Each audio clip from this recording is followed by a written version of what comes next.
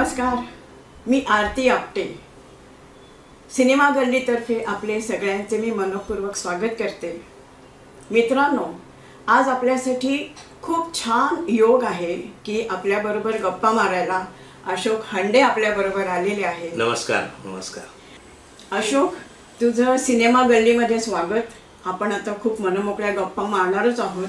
त्या गप्पांचा सुगंध आत्तापासूनच आम्हाला जाणवत आहे, म्हणून तुला हे फ्लोरेसन्स तर्फे छोटीशी भेट. हे ब्युटी प्रॉडक्ट आहे आणि याच्यामध्ये हेल्थ केअर पण खूप छान घेतलेली आहे. वा वा वा वा, धन्यवाद. आणि त्यांचा आत्ताचा नवीन जो उपक्रम आहे त्याचं शीर्षक जरी ऐकलं तरी आपल्या सगळ्यांना पटकन रिलेट होता येईल, आवारा हूँ. तर याबद्दलच आपण अशोकशी बोलायला सुरुवात करूया. अशोक, आवारा हूँ हे शीर्षक कसं सुचलं तुला? आवारा हूँ ह्या एका दोन शब्दांमुळे राज कपूर अख्ख्या जगात पोहोचला. हो. आवारा हूँ या गर्दिश में हूँ आसमान का तारा हूँ.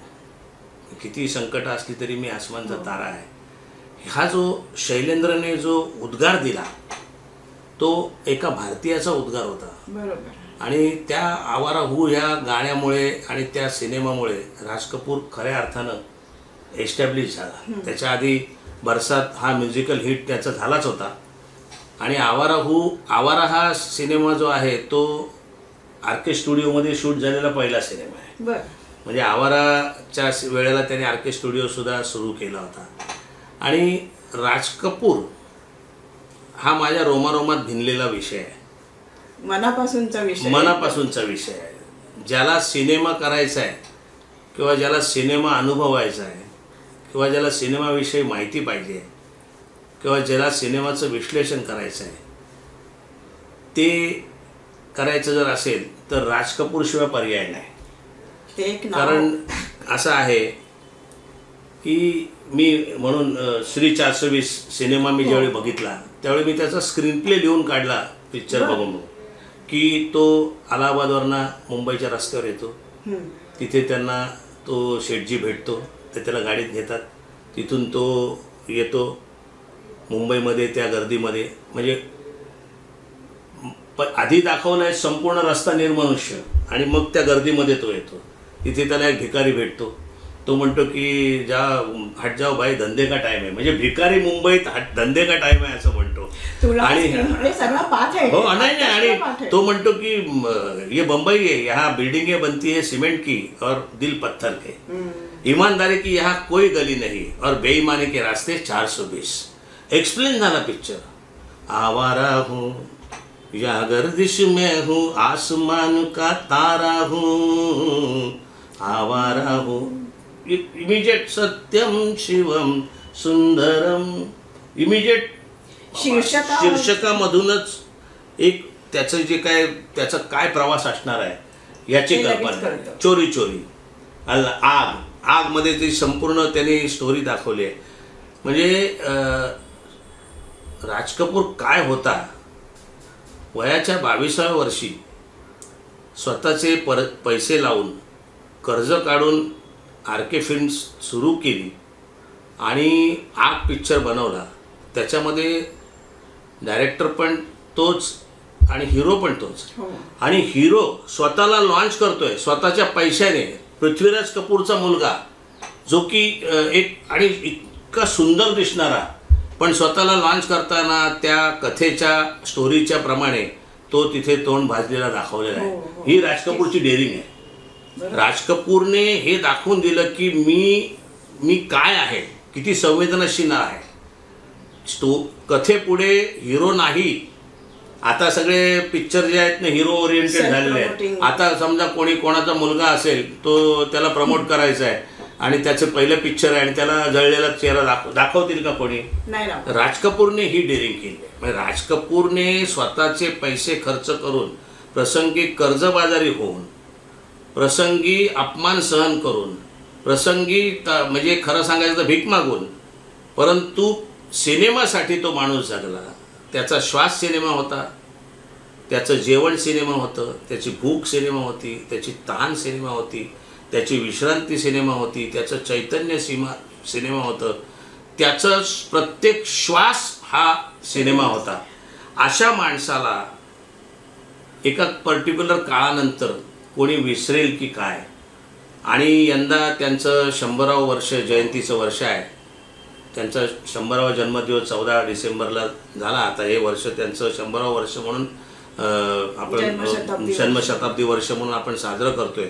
अशा वेळेला जो माझ्या मनात, जो माझ्या रोमारोमात भिनलेला एक कलाकार आहे, जो एक माझ्या दिग्दर्शक आहे, जो एक निर्माता आहे नुसता, आणि तो निर्माता आहे त्याला संगीताची जाण आहे, त्याला मेकअपची जाण आहे, त्याला आर्ट डायरेक्शनची जाण आहे, त्याला कॅमेऱ्याची जाण आहे, त्याला कॅमेरा लाइटिंगची जाण आहे, त्याला शॉर्ट डिव्हिजनची जाण आहे, त्याला स्क्रीन प्लेची जाण आहे, त्याला डायलॉग्सची जाण आहे, ज्याला कथेमध्ये काय कथा निवडायची याची जाण आहे. असा एक परिपूर्ण सिनेमा म्हणजे राज कपूर. आणि मग मी आवारा हू करताना हेच मनात बाळगलं होतं की राज कपूरचे 80-82 सिनेमे त्यासाठी मी पाहिले. म्हणजे आधी तर खूप पाहिले होते, सगळे डायलॉग पाठ होते, पण मुलगी बघणं आणि लग्नासाठी मुलगी बघणं याच्यातला फरक असतो. मग ते जरा थोडं इकडे ती तिच्या पायाखालून वारा जातोय का, मग आत्याला दाखव, मग मामाला दाखव, मग ती जरा काणी आहे का चकडी आहे का. तशा प्रकारे राज कपूरचे मी सगळे सिनेमे पुन्हा एकदा बघितले आणि मी थक्क झालो. 2 गोष्टींमुळे थक्क झालो. एक तर दिग्दर्शन कौशल्य आणि व्हिज्युअलायझेशन आणि त्याच्यातली भव्यता. आणि भव्यता आहे, प्रचंड मनोरंजन आहे, पण विषय मात्र साधा आहे. संदेश आहे. संदेश आहे. विशेष हा विषय साधा आहे, नुसता साधा नाही तर साध्या माणसांचा आहे. त्याच्या सिनेमात तुम्हाला झोपडपट्टीवाले दिसतील, फुटपाथवाले दिसतील, कुठेतरी सायकलवाला चाललेला दिसेल, कॉमन मॅन, सामाजिक जीवन बरोबर आणि सहज दिसतं. आणि राज कपूरची एक दुसरी चालाखी काय माहिती आहे ना, बघा मी म्हणजे त्यावेळेला राज कपूर, देवानंद आणि दिलीप कुमार हे 3 नट होते. आणि ते म्हणजे राज कपूर त्यांच्यासमोर ज्युनियर होता. अंदाजमध्ये दिलीप कुमार, त्यावेळेला दिलीप कुमार थोडा एस्टॅब्लिश झाला होता किंवा देवानंद. आता राज कपूरने चलाखी काय केली, आता देवानंद आहे चॉकलेट हिरो, दिलीप कुमार आहे ट्रॅजेडी किंग. मग त्याने डोकं लढवलं की ह्या 2 इमेजमध्ये न फसता आपली एखादी तिसरी इमेज आपण उभी केली तर. मग तो चार्ली चॅपलिनचा जो बालपणामध्ये त्याने ट्रेम्प पिक्चर बघितला होता, त्याच्यातला जो कॉमन मॅन आहे तो त्यांनी बाहेर काढला. त्याला भारतीय जामा घालायला लावला, त्याला भारतीयत्व दिलं आणि त्या कॉमन मॅनच्या आधारावरती भारताचं खूप चांगलं आणि वाईट हे दोन्ही चित्रण त्यांनी केली त्याच्या सिनेमातून. आणि त्यावेळेला स्वातंत्र्य नुकतंच मिळालं होतं, सगळ्यांच्या समोर आशा आकांक्षा. आता बरसात में जे प्रेम आहे ते तसं प्रेम माझं झालं पाहिजे असं त्या तरुणांना वाटत होतं. आवारासारखा मी सुद्धा असा बेफिकर झालो पाहिजे असं वाटत होतं. आणि त्याच्यातला जो सोशलिझमचा जो हिडन संदेश राज कपूरचा आहे, त्यामुळे तो रशियाला, म्हणजे आता के अब्बासना सुद्धा त्याचं क्रेडिट दिलं पाहिजे, कारण के अब्बास ते रशियन कल्चरल कमिटीवर होते ते, आणि त्यांनी अगोदर एक सिनेमा रशियाला नेला होता. पण पहिली भारतीय कमर्शियल फिल्म ही रशियात प्रदर्शित झाली ती म्हणजे आवारा. म्हणजे राज कपूरचं सर्वात मोठं योगदान हे आहे की राज कपूरने हिंदी सिनेमाला, भारतीय सिनेमाला एक जागतिक स्तरावरती नेऊन ठेवलं, जागतिक बाजारपेठ उपलब्ध करून दिली. आणि जागतिक बाजारपेठ नाही नुसती, तुम्हाला सांगतो रशियामध्ये त्याचा तो हॉटेलमध्ये राहायला आला की समोर 10,000 लोक जमत असत, इतकी लोकप्रियता. 54 साली म्हणजे 51 साली आवारा आला, तो इथे रिलीज झाला, त्याच्यानंतर 52-53ला तो रशियात गेला. 54 साली रशियाच्या ऐतिहासिक जो लाल चौरा जो आहे तिकडे, तिथे त्याचा नागरी सत्कार झाला रशियन गव्हर्नमेंटच्या वतीने 54 साली. म्हणजे तोपर्यंत भारतात सुद्धा त्याला पद्मभूषण किंवा पद्मश्री असं काही मिळालेलं नव्हतं, पण तिथे मात्र त्यांचा सत्कार झाला. अहो तुम्हाला खोटं वाटेल, हा संगम पिक्चर आहे ना, हा तेहरानमध्ये 3 वर्ष सलग हाऊसफुल होता. तेहरान युनिव्हर्सिटीने राज कपूरला त्या सिनेमासाठी PhD डिग्री दिली. इराणच्या तेहरान युनिव्हर्सिटीने PhD डिग्री दिली. एवढा मोठा माणूस जो अख्ख्या देशाच्या हृदयावरती राज्य ज्यांनी केलं, ज्यांनी आंतरराष्ट्रीय स्तरावरती त्यांना a great man from India असं रशियामध्ये म्हणत असत. म्हणजे एवढा मान सन्मान एका भारतीय माणसाला त्यांनी मिळवून दिला आणि त्याचे ऋण फेडायचे म्हणून मी त्यांच्या जन्मशताब्दीनिमित्त त्यांच्याच गाण्यातून काय 1997 साली माणिक वर्मा गेल्या, त्याच्यानंतर माणिक वर्मांच्या गाण्यातून मी माणिक मोती नावाचा कार्यक्रम केला, म्हणजे म्युझिकल बायोग्राफी. आणि माझं सगळं जे आहे ते सिनेमाचं टेक्निक आहे. माझा कार्यक्रम बनवताना जो तुम्हाला जो फरक दिसत असेल काही, तर तो सिनेमाचं टेक्निक आहे. मला एक संकल्पना सुचते, ती संकल्पनानंतर त्याची मी एक कथा तयार करतो. कथा काय आहे की समजा माणिक वर्मा जन्माला कुठे आणि कुठपर्यंत माणिक मोतीसाठी त्या कथेमध्ये मग त्यांनी कुठे कुठे काय काय काय काय केलं, कुठे कुठे त्यांना अडथळे आले, कुठे कुठे त्याच्यावर त्यांनी मात केली, किती कष्ट घेतले, किती संकट आली. बरं, आता याच्यानंतर मग मी स्क्रीन प्ले तयार करतो की गाण्यांबरोबर त्याचं काय, कुठच्या गाण्याला कुठची स्टोरी जाईल, म्हणजे मूळ संकल्पना हळूहळू पुढे विकसित होते. मग त्यांची गाणी किती आहेत ती पहिला अभ्यास करतो. संशोधन हे फार महत्वाचं. राज कपूरचं संशोधन आम्ही इतकं केलं की आता म्हणजे राज कपूरचा बरेचसे फॅन्स कार्यक्रम बघायला आले, कारण राज कपूरचं नाव बघून ते आले. ते म्हणजे आम्ही डायहार्ड फॅन आहोत राज कपूरचे आणि राज कपूरबद्दल आम्हाला भरपूर माहिती आहे असं सांगणारे लोक सुद्धा म्हणतात की तरी दशांगुळे राज कपूर उरतोय तुमच्या तोंडून. आणि मला असं वाटतं की मी जो सांगतोय तो 3 तासात किती बसणार. बरोबर आहे, अवघड. राज कपूर मध्ये ठाण्याला एक व्याख्यानमाला असते, सिद्धिविनायक मंदिर आहे तिथे, खूप मोठे मोठे व्याख्याते येतात तिथे आणि क्राऊड 2-3 हजार लोक असतात. म्हणजे त्या व्याख्यानमालेला एवढा क्राऊड मी बाबासाहेब पुरंदरे वगैरे त्या काळात लहानपणी बघितलेला असेल. तर ते म्हणाले तुम्ही व्याख्यान द्यायला या. तर मी म्हटलं काय, तर त्यावेळी राज कपूरचा माझा अभ्यास चालू होता. तो माझ्या डोक्यात, मी म्हटलं राज कपूरवर देऊ का मी, मग उजळणी पण होईल माझी. आणि तुम्हाला सांगतो मी सुरू केलं आणि जर लोक 3 तास मी बोलत होतो राज कपूरवरती, एक माणूस जागचा हल्ला नाही. एवढंच नाही तर एकाने सुद्धा नजर हलवली नाही, एकाने सुद्धा पापणी लावली. याचा अर्थ राज कपूर किती इंटरेस्टिंग सब्जेक्ट आहे आजही एवढं तन्मयतेने. आणि म्हणून मी असं चॅलेंज घेतलं की राज कपूरने इन्कलाब 1935 साली इन्कलाबमध्ये आपलं चिमुकलं पाऊल टाकलं वयाच्या 11व्या वर्षी. आणि त्याच्यानंतर मग अनेक नीलकमलमध्ये पहिला चित्रपट त्याने हिरो म्हणून केला. त्याला आपल्या स्नेहल भाटकरांचं संगीत होतं. मग त्याच्यानंतर स्वतः आग नावाचा पिक्चर जो RK बॅनरच्या खाली प्रोड्यूस केला. त्याच्यानंतर आवारा पहिल्यांदा RK स्टुडिओमध्ये निर्माण झाला. जोकर पडला, आपटला, कर्जबाजारी झाला, पण जिद्द नाही सोडली आणि बॉबी तयार केला.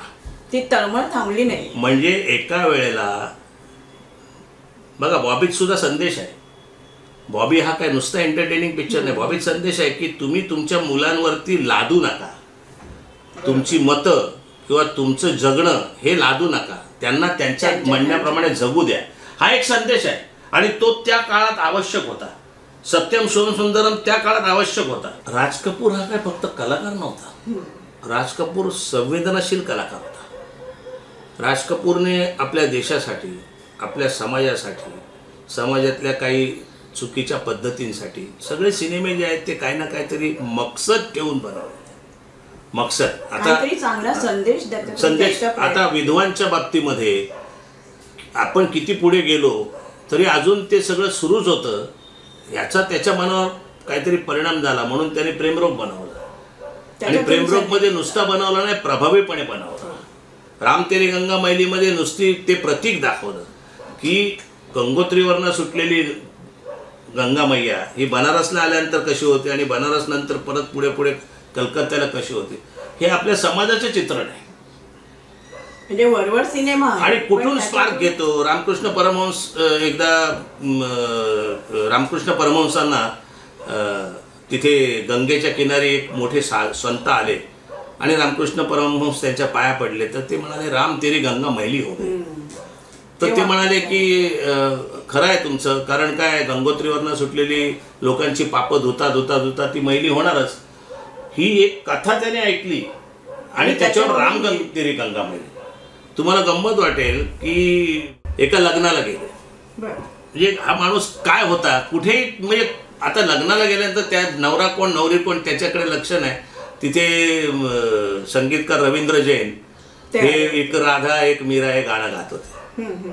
ते एकदा ऐकलं परत सुनाव, परत ऐकलं तर राज कपूर खुश झाला, म्हणजे तो खुश. तो म्हटलं आज से गाना मेरा हो गया, कौन सी तस्वीर का गाना है. त्याने राज कपूरने परत वापस सुनाव, तो ये कौन सी तस्वीर का गाना है. ते तस्वीर हा शब्द राज कपूरचा खास म्हणजे फिल्मसाठी, कौन सी तस्वीर का गाना है. तो ये नहीं ये मेरा गाना है, तो आज से मेरा हो गया, 25,000 का चेक दे दो इनको. आणि त्या एका गाण्यावर तिने रामतेरी गंगा मैलीची स्टोरी पण लिहिली. तिथल्या तिथे लगेच सुचलं ते रामतेरी गंगा मैली. म्हणजे ते रामतेरी गंगा मैली हे टायटल नंतर आलं, पण एक राधा एक मीरा ह्या दोन गोष्टींमध्ये त्यांनी स्टोरी घेतली. मग त्याची एक ठरलेली बायको आणि एक प्रेमिका, आणि मग ते कसं काय सुंदर बनवलं त्यांनी पुढे फुलवली. हा, जोकर मध्ये त्यांनी संदेश दिला की प्रत्येकामध्ये एक जोकर दडलेला आहे आणि प्रत्येकाला दुःख आहे, पण ते हसता हसता कसं झेलायचं. सामाजिक जाणीवा देशासाठी, समाजासाठी आणि मानवतेसाठी त्यांनी वापरल्या. जिस देश में गंगा बहती है. नुसतं विनोबा भावेंनी त्यांना आत्मसमर्पण, डाकूंना आत्मसमर्पण करायला सांगितलं, तो थ्रेड उचलला आणि जिस देश में गंगा बहती है, म्हणजे जिस देश में गंगा बहती है हा किती रिस्की पिक्चर त्यांनी बनवला आणि किती सर्वांग सुंदर पिक्चर बनवला. जिस देश में गंगा बहती है मध्ये त्यांनी डाकूंनी त्यांच्या बंदुका टाकाव्यात यासाठी त्यांनी केलेले हर प्रयत्न, आणि त्यातून ज्या कॉमेंट्स आहेत, ती पद्मिनी त्याला म्हणते की तो बंदूक तुम्हारा काम ही है बंदूक चलाना और लोगों को मारना. तर ती म्हणते हम बंदूक चलाते हैं क्योंकि हम अमीर गरीब एक करने को चाहते हैं. तो म्हणतो अरे बंदूक से तो आदमी मरते हैं, तो आदमी नहीं रहेंगे तो अमीर और गरीब कहाँ रहेंगे, और तुम्हारा सोशलिझम कहाँ रहेगा. तर नक्षलवादावरती त्यांनी नकळत असा त्याने हे केलेलं आहे. म्हणजे बारीक बारीक शुगर कोटेड क्विनान. जिस देश में गंगा बहती है, ज्या नर्गिस चोरी चोरी शेवटचा पिक्चर आणि जागते रहोमध्ये थोड्या फ्रेममध्ये दिसली. त्याच्यानंतर 4 वर्ष त्यांनी थोडंसं फार फ्रस्ट्रेशनमध्ये काढले असतील. 4 वर्ष त्यांनी नवीन सिनेमा बनवला. हिरोईन कोण, पण पद्मिनी मिळाली त्या रोलला सुटेबल. आणि पद्मिनी नंतर खरं म्हणजे राज कपूरच्या सिनेमांमध्ये जे काय थोडंफार मादक सौंदर्य दिसायला लागलं, हां, जे नर्गिस होती तोपर्यंत ते शालीन सौंदर्य होतं. नूतन माला सिन्हा होती तोपर्यंत ते तितकं वाहवत गेलं नाही असं त्यांनी स्टोरीमध्ये ते सोज्वळ होतं. आणि पद्मिनी नंतर मात्र त्यांनी सगळे जर तुम्ही सिनेमा बघितलेत तर पुढे हिरोईन हा राज कपूरच्या म्हणजे प्रत्येक वेळेला आता पुढची हिरोईन कोण असणार. त्यांनी संगम सुरू करायचं ठरवलं. सगळ्यांना उत्सुकता, अरे संगमची हिरोईन कोण आता, आणि संगममध्ये पद्मिनीच असणार की काय, मग दुसरी कोण. वैजयंती मालाला आणलं. संगम इतका चालला. पहिल्यांदा कलर शूटिंग फॉरेनला त्यांनी केलं. संगम पिक्चरमध्ये 2 इंटरव्हल होते. अच्छा, हो, 2 इंटरव्हल, एवढा मोठा सिनेमा होता, पण तरी लोकांनी तो पाहिला. आणि गाणी, राज कपूरच्या सिनेमांची गाणी जी आहेत ना, म्हणजे गाणी आणि त्याचं पिक्चरायझेशन, म्हणजे बाहर से कोई अंदर ना आ सके तसं उच्चृंखल मांडलं त्या काळात. पण त्याच्या पिक्चरसाठी जी त्या गाण्याच्या पिक्चरायझेशनची जी सिच्युएशन तयार केली त्याला तोड नाही. अहो साधं कशाला, हे मेरा प्रेम पत्र पढ़कर कि तुम नाराज न होना, कि तुम मेरी जिंदगी हो, कि तुम मेरी बंदगी हो. त्यावेळेला लोक म्हणायचे हे काय उथळ गाणं आहे सगळं, पण आज ते गाणं जर ऐकलं तर तुम्हाला त्याच्यातली डेप्थ कळते. राज कपूर हा काळाच्या पुढे होता. जोकर त्यावेळी पडला, पण आता सगळीकडे चालतोय.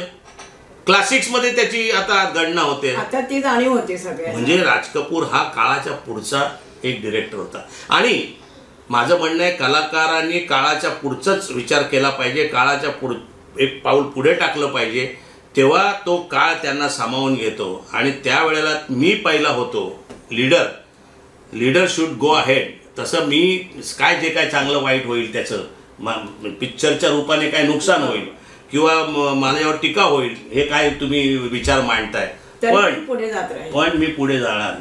म्हणजे प्रत्येक माझं सगळं सगळं सगळं पणाला लावून मी पुढे जाणार, ही राज कपूरची जिद्द सिनेमाच्या बाबतीत होती. एक तू फार छान बोललास आता की त्याला संगीताची प्रचंड जाण होते. म्हणजे नाही, राज कपूर स्वतः संगीतकार होता, हार्मोनियम वाजवायचा, पियानो वाजवायचा, तबला वाजवायचा. पृथ्वी थिएटरमध्ये राम गांगुलीचा म्युझिक असिस्टंट होता. राज कपूर त्याने काम केलेलं आहे. आता खरं म्हणजे मी एक माफी मागतो की मी राज कपूरला एकेरी संबोधतोय, पण राज कपूर हा माझ्या नसानसामध्ये आहे. राज कपूर मला म्हणजे जसं लता आमची गाते किंवा सचिन आमचा खेळतो तसाच राज कपूर माझ्यासाठी वाटतो. त्याबद्दल मला प्रेक्षकांनी माफ करावं, पण अगदी अंतःकरणपूर्ण सांगतो की राज कपूर हा माझ्या इतका जवळचा आहे की मला राज कपूर हे एकेरी नावच घ्यावं असं वाटतं. तर त्याशिवाय संगीताची जाण, पण त्याने म्हणून काय स्वतः म्युझिक दिलं नाही. सगळीकडे तो संगीतकार होता पण त्याने शंकर जयकिशनला निवडला. तो गीतकार होता पण त्याने शैलेंद्र आणि हसरतला निवडलं. तो स्क्रीन प्ले रायटर होता पण त्याने के अब्बास, वसंत साठे, इंद्रराज आनंद, अर्जुन देव रश्क अशा मोठ्या लोकांची म्हणजे स्वतःला जास्त मोठं न समजता त्या गोष्टीला अधिक मोठं करण्यासाठी त्यांनी म्हणजे राज कपूर मला असं वाटतं की अकबर बादशाहकडे 9 रत्न होती असं म्हणतात, पण मला असं वाटतं राज कपूरकडे किती रत्न होती बघा. राज कपूरकडे संगीतकार शंकर जयकिशन होते, राज कपूरकडे गीतकार शैलेंद्र हसरत होते, राज कपूरकडे लता मंगेशकर होते, राज कपूरकडे मुकेश होती, राज कपूरकडे इंद्रराज आनंद, त्याच्यानंतर अर्जुन देव रश्क, त्याच्यानंतर वसंत साठे, त्याच्यानंतर के अब्बास, ही नावं घेता येतील असे लोक होते. राज कपूरकडे राधू कर्माकार हा त्याचा सिनेमॅटोग्राफर होता, त्याच्यानंतर जीजी मयेकर त्यांचा एडिटर होता, आणि सर्वात महत्त्वाचं म्हणजे साऊंड रेकॉर्डिस्ट अल्लाउद्दीन कुरेशी, ते त्यांच्या बरोबर. राज कपूर सगळ्यात आर्टिस्टना असा कम्फर्टेबल करायचा. आता तू ॲक्टिंग करतेस, मग 1 टेक झाला, 2 टेक झाला, 3 टेक झाले, आता आणखी जर टेक करायला लागलं तर तू नर्वस होशील. मग त्यांची आयडिया असायची, हे अल्लाउद्दीन कुरेशी आहेत ना, अल्लाउद्दीन खान कुरेशी, ते अरे बघ ते अल्लाउद्दीन ओके, नाही नाही नाही मेरा मिस्टेक हो गया, मेरा मिस्टेक हो गया, म्हणजे तो टेक जणू काय त्याची मिस्टेक. ही कम्फर्ट लेवल प्रत्येक. आता पद्मिनी कुठे होती, पद्मिनीच्या इतर सिनेमामधलं काम बघा आणि तुम्ही याच्यामधलं काम बघा, शंकर जयकिशनच्या इतर याच्यामधलं म्युझिक बघा आणि ह्याच्यातलं बघा. सजन रे झूठ मत बोलो, खुदा के पास जाना है, हे गाणं येण्यासाठी त्या सिनेमात सिच्युएशन तर पाहिजे. शैलेंद्रने उद्गार दिला, मेरा जूता है जापानी, ये पतलून इंग्लिशतानी, सर पे लाल टोपी रूसी, फिर भी दिल है हिंदुस्तानी. हा राज कपूरच्या कॅरेक्टरला शैलेंद्रने दिलेला उद्गार आहे. अहो हा शैलेंद्र म्हणजे रेल्वेत कामाला होता, रेल्वेत वेल्डर होता, ते इतकं त्याने पुढे केलं. त्याच्या एका मुशायऱ्यामध्ये तो शायर पण होता. जलता पंजाब नावाची कविता ऐकली राज कपूरने, पृथ्वीराज कपूर, राज कपूर सगळे होते, आणि मग ते म्हणाले तुम्ही आगसाठी गाणी लिहा. हॅट म्हणाले शैलेंद्र, म्हणाले मी पैशासाठी गाणी लिहित नाही. बर. पण जेव्हा त्याला लग्न झालं आणि मग मुंबईत राहायचं म्हणजे आलं पैशाचं नियोजन पाहिजे, मुंबईत राहायचं म्हणजे पैसा पाहिजे, मग तो राज कपूरकडे आला. आणि राज कपूरच्या बरसातमध्ये त्याने पहिलं गाणं दिलं, बरसात में ताकदीन आदीन. हे म्हणजे अशी माणसं ज्या वेळेला हसरत सुद्धा त्यांच्याकडे जो त्याचा बघून पृथ्वीराज कपूर वगैरे या सगळ्या कंपनी बघून त्यांना पृथ्वी थिएटरमध्ये बोलवलं. पृथ्वी थिएटरमध्ये हसरत गाणी लिहित होता, डायलॉग लिहित होता. म्हणजे अशा प्रकारे एक के अब्बास त्यावेळेला थोडंसं कम्युनिझमचं थोडं हे असलेलं, मार्क्सवादी असलेले के अब्बास त्यावेळी होते. आवाराच्या वेळी त्याने बरोबर के अब्बासला घेतलं. तुम्हाला गंमत सांगतो की बरसातची कथा आणि सगळं लेखन जे केलं आहे ते रामानंद सागरने केलं आहे. रामानंद सागर आता आपण रामायणामुळे धरतोय, पण रामानंद सागरने केलं आहे. म्हणजे राज कपूरने माणसं आणली, त्यांना मोठं केलं, त्यांना नुसतं मोठं. अलाउद्दीन खान कुरेशी जो आहे ना, तो दुसरीकडे साऊंड रेकॉर्डिस्ट होता, त्याला मस्का लावून लावून त्यांनी आरकेमध्ये आणलं आणि एक संस्था तयार केली. एक कुठचं एक काम रचनात्मक करायचं असेल तर त्यासाठी एक संस्था पाहिजे. आरके स्टुडिओ होता, मग तिथे नर्गिससाठी वेगळी मेकअप रूम होती, तिथे अल्लाउद्दीन खान कुरेशीसाठी सगळा सेटअप होता. तिथे राधू कर्माकरचे सगळे लाईट्स आणि कॅमेराज तिथे असायचे. तिथे मेकअपसाठी वेगळी रूम होती. तिथे प्रिव्ह्यू थिएटर होतं. राज कपूर आहे ना, राज कपूर जुने चित्रपट सगळ्या राजकीयमधल्या लोकांना बसवायचे आणि प्रिव्ह्यू थिएटरमध्ये ते जुने पिक्चर बघायचे. असं काय बघ आपलं चुकलंय का तिथे काय त्याच्यावर डिस्कशन करायचं. आणि नुसतं नाही, आता मला सांगा, राज कपूरची एक खासियत म्हणजे त्याच्या कुठच्या पिक्चरचं बॅकग्राऊंड पुढे कुठच्या पिक्चरचं गाणं होईल हे सांगता येत नाही. आवारामध्ये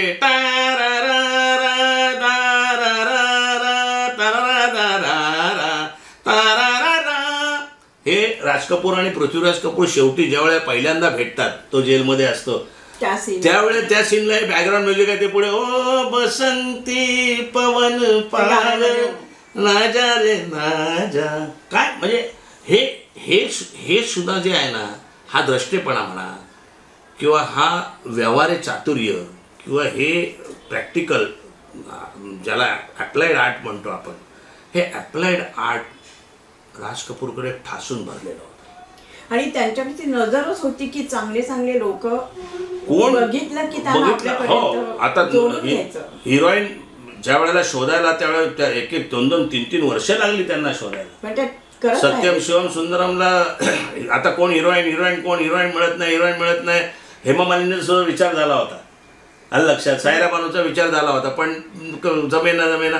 मग ही झीनत अमान जी आहे ना, ती सगळा ड्रेस वगैरे करून त्यांच्या झोपडी होती त्यांची, म्हणजे झोपडी त्याला म्हणायचे ते, पण त्यांची जी आरके स्टुडिओ मधली रूम, ते आतमध्ये बसले असताना टकटक केलं. ते म्हणाले कौन आहे?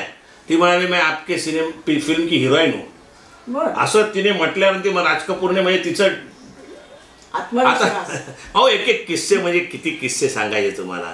आपला एक मुलगा आला 21 वर्षाचा आरके स्टुडिओमध्ये, तो म्हणाला मला राज कपूर माझ्या फिल्ममध्ये ॲक्टिंग करतील का?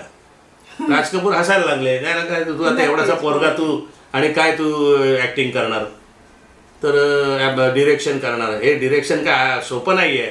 तो म्हणाला तुम्ही पण 23 वर्षाचे असताना आग बनवला ना. राज कपूर पॅक झाले. तरी राज कपूर म्हटलं ठीक आहे, मी जरा पहिले शूटिंग होऊ दे, मग मी रशेश बघेल, मग तुझं डायरेक्शन आवडलं तर मी पुढे तुझं काम करेन. अहो कसला काय पिक्चर पुरा झाला काय राज कपूरला सुद्धा माहीत नाही. तो 21 वर्षाचा मुलगा कोण होता? मनमोहन देसाई.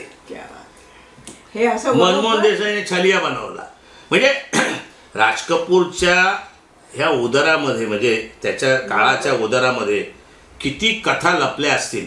मग आमच्याकडे राजकमलमध्ये आपल्या आरके स्टुडिओमध्ये जे एम आर आचरेकर, त्यांचे कोण GD दीक्षित म्हणून होते, त्यांचे कोण तिथे कामाला असणारा, की जो नेहमी राज कपूरबद्दल आम्हाला सांगायचा. त्याच्यानंतर वसंत साठे, मी ज्यावेळेस सिनेमा बनवला त्यांना तिथे जाऊन भेटलं. हो नाही ते तर चाळीत आमच्या चाळीत त्याच्या नेहमी गप्पा असायच्या. राज कपूर म्हणजे जणू काय त्याच्याबरोबर चहा पितो. अहो आमचा शंकर नाना म्हणजे माझे सख्खे चुलत आईचे चुलते, म्हणजे सख्खे चुलत आजोबा, ते एक्स्ट्राचं काम करायचे. आणि नंतर काय झालं पुढे, ते इथे त्यांचं घर हे झालं आणि ते गावी गेले, कायमचे गावी राहिले. ते नेहमी सांगायचं राज कपूर आम्ही म्हणजे एकत्र दोस्त. हा खरा काय एक्स्ट्राचं काम करायचं. म्हणजे राज कपूरशी आपलं नाव जोडण्यासाठी किती लोक उत्सुक असायचे बघा. मी सिनेमा बनवला हमाल दे धमाल, त्यावेळेला त्याच्या पब्लिसिटीसाठी बॉम्बे पब्लिसिटीमध्ये जायचो. तर ते साठे आणि सामंत असे दोघे जण, तर सामंत आपलं ते पब्लिसिटी आणि मग साठे बसलेले असायचे. मग मी साठेंशी गप्पा मारायचो.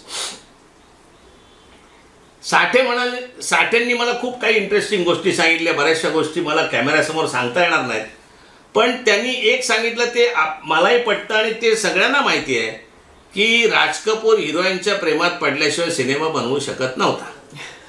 हे त्यांचं स्टेटमेंट आहे. त्यांनी राज कपूरचा दिनक्रम त्यांनी मला सांगितला की सकाळी राज कपूर घरी उठायचा, मग तिथून तसाच तो गाडीत बसायचा आणि पहिला चहा आरके स्टुडिओमध्ये प्यायचा. चहा प्याला की तो ब्रश करायचा, दाढी करताना राधू कर्माकर यायचा आणि हे 10-10:30ला 11 वाजता उठायचाच 11. मग राधू कर्माकर यायचा. दाढी करता करता राधू कर्माकरला ते शॉर्ट समजावून सांगायचे की हे असं करायचं आहे, आज तसं करायचं. बरं त्याच्यानंतर मग ते राज कपूर आंघोळ करायचा आणि 1 तास पूजा करायचा. बर. अस्थम्याचा पेशंट, पण बंद खोलीमध्ये, त्याच्या बंद खोलीमध्ये सगळ्यांच्या तस्वीरी होत्या. येशू ख्रिस्तापासून, गौतम बुद्धापासून ते कृष्णापासून ते रामापासून सगळ्यांच्या, सर्व धर्म शिखांच्या सुद्धा. आणि तो 1 तास उदबत्त्या लावून पूजा करायचा अस्थमा असून. मग तो येऊन जेवायचा 1:30-2 वाजता आणि 2-2:30ला तो सेटवर यायचा. सेटवर आला की ते काय 1-2 शॉट झाले की संपला, पॅकअप. की हे नदी, तिथे तलाव होता राजकमल आर.के. स्टुडिओमध्ये. ह्या सगळ्या कथा मला रंगारीमध्येच आहेत आमच्या ईशाभाऊंकडून ऐकायला मिळायच्या. ईशाभाऊ त्याला आम्ही म्हणायचो आणि त्याला प्रचंड अभिमान असायचा हे सगळं करतात. हे सगळं मग तिथे ते मग शंकर जयकिशन, हे शैलेंद्र वगैरे सगळे बसून गप्पा मारायचे. आता गप्पा मारता मारता काय करायचे ते आपल्याला सांगायला नको. राज कपूर त्यासाठी प्रसिद्धच होता. म्हणजे संध्याकाळी 4 ते पहाटे 4 पर्यंत इतका राज कपूरचा स्टॅमिना होता. आणि ह्या गोष्टी आता जरी गमतीशीर वाटल्या आणि आता जरी काही त्याच्यातल्या उणिवा दिसल्या तरी राज कपूर त्या सगळ्या 12 तासामध्ये खूप काही एकमेकांशी डिस्कस करून खूप काही मोठं करण्याचा प्लॅन करायचं. ते त्याचे 12 तास देवाणघेवाण होती, वाया जात. म्हणजे पूर्वी आपण म्हणतो की प्रोफेसर फक्त 3 तास शिकवतात, मग त्यांना 1 लाख पगार कशाला. तर ते 3 तास शिकवण्यासाठी त्यांना 6 तास अभ्यास करायला लागतो. तसं राज कपूरचं होतं की, आणि स्वतःचा स्टुडिओ आहे, स्वतःची माणसं आहेत, कोणाला बुक करायचं नाही आहे, स्वतःचं हे आहे सगळं निवांतपणा होता आणि त्याच्यातून त्यांनी राज कपूर खचला कुठे, ज्या वेळेला त्यांनी दुसरा स्टुडिओ घेतला आर.के. स्टुडिओच्या बाजूला आणि कामगारांची संख्या 500 झाली आणि कामगारांच्या अडचणी सुरू झाल्या आणि कामगारांची घोषणा सुरू झाल्या. त्यावेळी राज कपूर, अरे मी माझ्या सगळ्या कर्मचाऱ्यांसाठी एवढं केलं, हा एक. त्याच्यानंतर त्यांच्यावरती इन्कम टॅक्सची धाड पडली, हे त्यावेळी खचले. नर्गिस निघून गेली, त्यावेळी खचले. अशा अनेक जोकर पडला, त्यावेळी खचले. पण ज्यावेळी खचले त्यावेळी पुन्हा फिनिक्स पक्षासारखी राखेतून बाहेर आले आणि उभे राहिले. आणि नुसते उभे राहिले नाही तर त्याच्यापेक्षा वरच्या पायरीवरती गेले. अशोक, राज कपूर बद्दल तू खूप अभ्यास केला आहेस, तो तुझ्या रोमरोमात भिनला आहे इतका की तुला त्याला एच म्हणावं असं वाटतं. तुझ्यापासून राज कपूर वेगळा नाही. मला असं वाटतं की तूही राज कपूरपेक्षा कमी नाही आहेस. म्हणजे मी तुलना नाही करत नक्कीच, पण राज कपूर हा सगळ्यांना, म्हणजे तू मगाशी म्हणलास तसं जनसामान्यांपासून इंटरनॅशनल लेवलला लोकप्रिय होते. तसे तू सुद्धा ॲज अ शोमॅन खूप वेगवेगळ्या संकल्पना प्रत्यक्षात आणल्यास. आणि भव्य दिव्य काय असतं, मराठी कार्यक्रमाचं नेपथ्य भव्य दिव्य किती असू शकतं हे तुझ्याकडून आम्ही सगळ्यांनी खूप वर्ष बघत आले आहेत. तर तुझ्यामध्ये हा जो काही शोमॅन आहे किंवा राज कपूरचं तुझं जे प्रेम आहे ते तू या पद्धतीने व्यक्त केलंस. तुझी यामागची भूमिका काय होती की मंगलगाणी दंगलगाणी हे शीर्षक कसं सुचलं आणि मग त्या अनुषंगाने तू गाणी निवडलीस. तसं सगळं भव्य दिव्य नेपथ्य आणि एवढे कलाकार, इतके कलाकार स्टेजवर येतात, परफॉर्म करतात, त्यांची रिहर्सल तू घेतोस, त्यांनी सगळी निवड करतोस, याबद्दल सांग ना. म्हणालीस ते खरं आहे. खरं म्हणजे ह्या सगळ्या गोष्टीची सुरुवात मी 6वीत असताना, म्हणजे 67-68 साली असेल. ये भाई जरा देख के चलो, आगे भी नहीं पीछे भी, दाएं ही नहीं बाएं भी, ऊपर भी नहीं नीचे भी, ये भाई, हे जे गाणं आहे मी त्यावेळी म्हणायचो. माझ्या चुलत भावाने, सख्खा चुलत भाऊ मोठा निवृत्ती झाला, त्यांनी मिलन कला झंकार नावाचा एक कार्यक्रम सुरू केला. आणि त्यावेळेला मुंबईतले फार मोठे मोठे आर्टिस्ट, किसन गुरसळे म्हणून एक विनोदी वीर होता, रजनी केमकर, माला केमकर, असे मोठे आर्टिस्ट त्या कार्यक्रमात असायचे. त्यात मी एक छोटा मुलगा गाणं म्हणायचो आणि लोक पैसे उधळायचे. आज मला असं वाटतं की त्या ए भाईपासून, म्हणजे राज कपूरपासूनच माझी सुरुवात झाली आहे. आणि आत्ता माझा तू जो इंटरव्ह्यू घेते तोपर्यंत तरी शेवटचा कार्यक्रम आवारा होऊपर्यंत त्यात सुद्धा मी तेच गाणं गातो, हे भाई जरा देख के चलो, आगे ही नाही पीछे भी. पुढे शाळा कॉलेजमध्ये सतत मला प्रोत्साहन मिळत गेलं. मग त्या नाटक असो, एकांकिका असो, गाण्यांचे कार्यक्रम असो. आणि रुपारेल कॉलेजमध्ये आम्ही NSS युनिटचं तिकडे आदिवासी भागात त्यांचं भलं करण्यासाठी जात होतो. खरं म्हणजे आमचंच भलं होत होतं त्याच्यात, कारण आमची पर्सनॅलिटी त्याच्यात डेव्हलप झाली. त्या पण अतिशय दुर्गम भागात आम्ही गेलो आणि आमच्या सीमा तोरसकर म्हणून होत्या, त्या अतिशय म्हणजे त्या बाबतीमध्ये इतक्या त्या त्यांना पॅशन होतं की तिकडे आम्हाला त्यांनी खूप काही शिकवलं असं म्हणता येईल. मग तिथले लोकनृत्य आम्ही मुंबईला आणली. मग त्यावेळेला पसायदान ते कसाईदान म्हणजे त्याच्यासाठी तसं जर म्हणशील तर घरातले वारकरी संप्रदायाचे संस्कार असतील, मग गावातलं ललित असेल, गावातली भजनं असतील, भारुडं असतील, आमच्या आजोळी बघितलेले तमाशे असतील, म्हणजे विठाभाऊ बाप्पू मांग, त्याच्यानंतर चंद्रकांत ढवळपुरीकर सह दत्ता महाडिक आणि गुलाबराव बोरगावकर, दत्तोबा तांबे शिरोलीकर, हौसाबाई काळे, हौसा मंजुळा कोल्हापूरकर, दादू इंदुरीकर, असे तमाशे तिकडे नारायणगावच्या पासून जवळच आमचं गाव आणि आमच्या आजोळी सुद्धा तमाशे व्हायचे. म्हणजे मराठी वातावरणाला जे काय लागतं संस्कृती ऑलरेडी माझी लहानपणापासून माझ्या डोक्यात रुजत होती. आता हिंदी गाण्यांचं जर म्हणशील तर आमच्या चाळीमध्ये पूजा असो, सत्यनारायणची पूजा असो की मयत असो की बारसा असो की शिवजयंती असो की गणेशोत्सव असो, लाऊडस्पीकर ठरलेला आणि त्या लाऊडस्पीकरवरती अहोरात्र गाणी चालायची.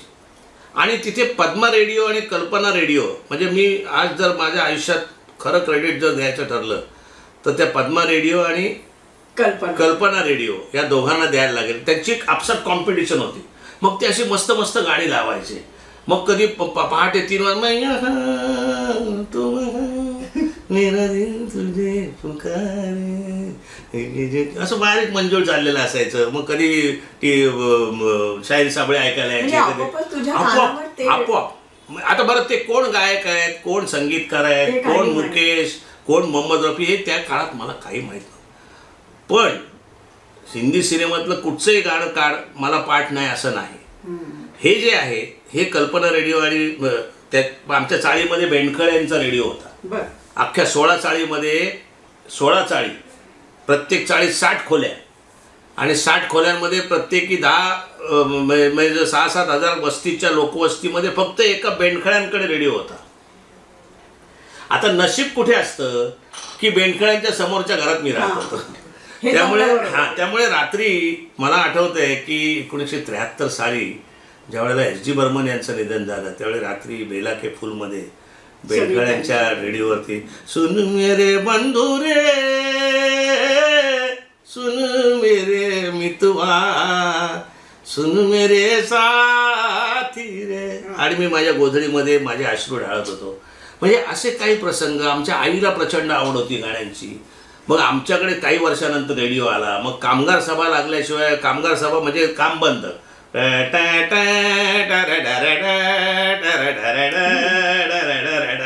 आणि हे मग ते आकाशवाणी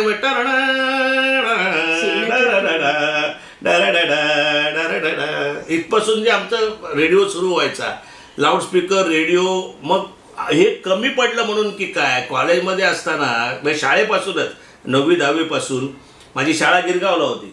इराण्याच्या हॉटेलमध्ये जाऊन 4 आड्यात 3 गाणी ज्यूक बॉक्स. हा आता कोणाला माहिती पण नसेल. मैं जाती हूँ वहीं चले आते हो, चोरी चोरी मेरे दिल में समाते हो, तो बताओ कि तुम मेरे कौन हो. ती बॉक्स मध्ये तबगडे हलते आणि जणू काही ती बाई मला विचारते. अशा भावना. असं सिनेमा बघण्याचा मला प्रचंड वेळ. म्हणजे सिनेमा बघण्यासाठी मी वह्या विकल्या, फटाके विकले, रांगोळ्या विकल्या, उदबत्त्या विकल्या, प्रचंड वेगवेगळे धंदे केले आणि पैसे जमले की पहिल्यांदा जाऊन सिनेमा बघायचा. सिनेमा कुठे बघायचा तर 75 पैशात अल्फ्रेड नावाच्या टॉकीजला बघायला मिळतं. सिल्वर नावाची टॉकीज, म्हणजे हे रेड लाईट एरियामधले टॉकीज. पण आपल्या त्याचं काही डोक्यातच नसायचं. आमच्या बाजूला एका बाजूला जहीन सिनेमा आणि एका बाजूला गणेश सिनेमा. गणेश सिनेमामध्ये सावन भादो नावाचा पहिला पिक्चर मी बघितला. तो गणपतीमध्ये 10 दिवस फोटो आमच्याकडे विकायचो आम्ही. गणपतीचे फोटो लालबागात विकले जायचे आणि ते फोटो विकून 45 रुपये आम्हा दोघांना फायदा झाला, प्रकाश दळवे आणि मी. आणि मग 45 रुपयाचं करायचं काय म्हणून आम्ही मिरवणुकीत निघालो 10व्या दिवशी आणि पहिल्यांदा सोशिओ प्यालो, कारण त्यावेळी सोशिओ म्हणजे जणू काय आता जसं माणूस दारू पितो किंवा बिअर पितो तसं होतं. सोशिओ आपल्याला कोणी बघणार नाही, मग त्या तिकडच्या इराण्याच्या वेळेला सोशिओ प्यालो.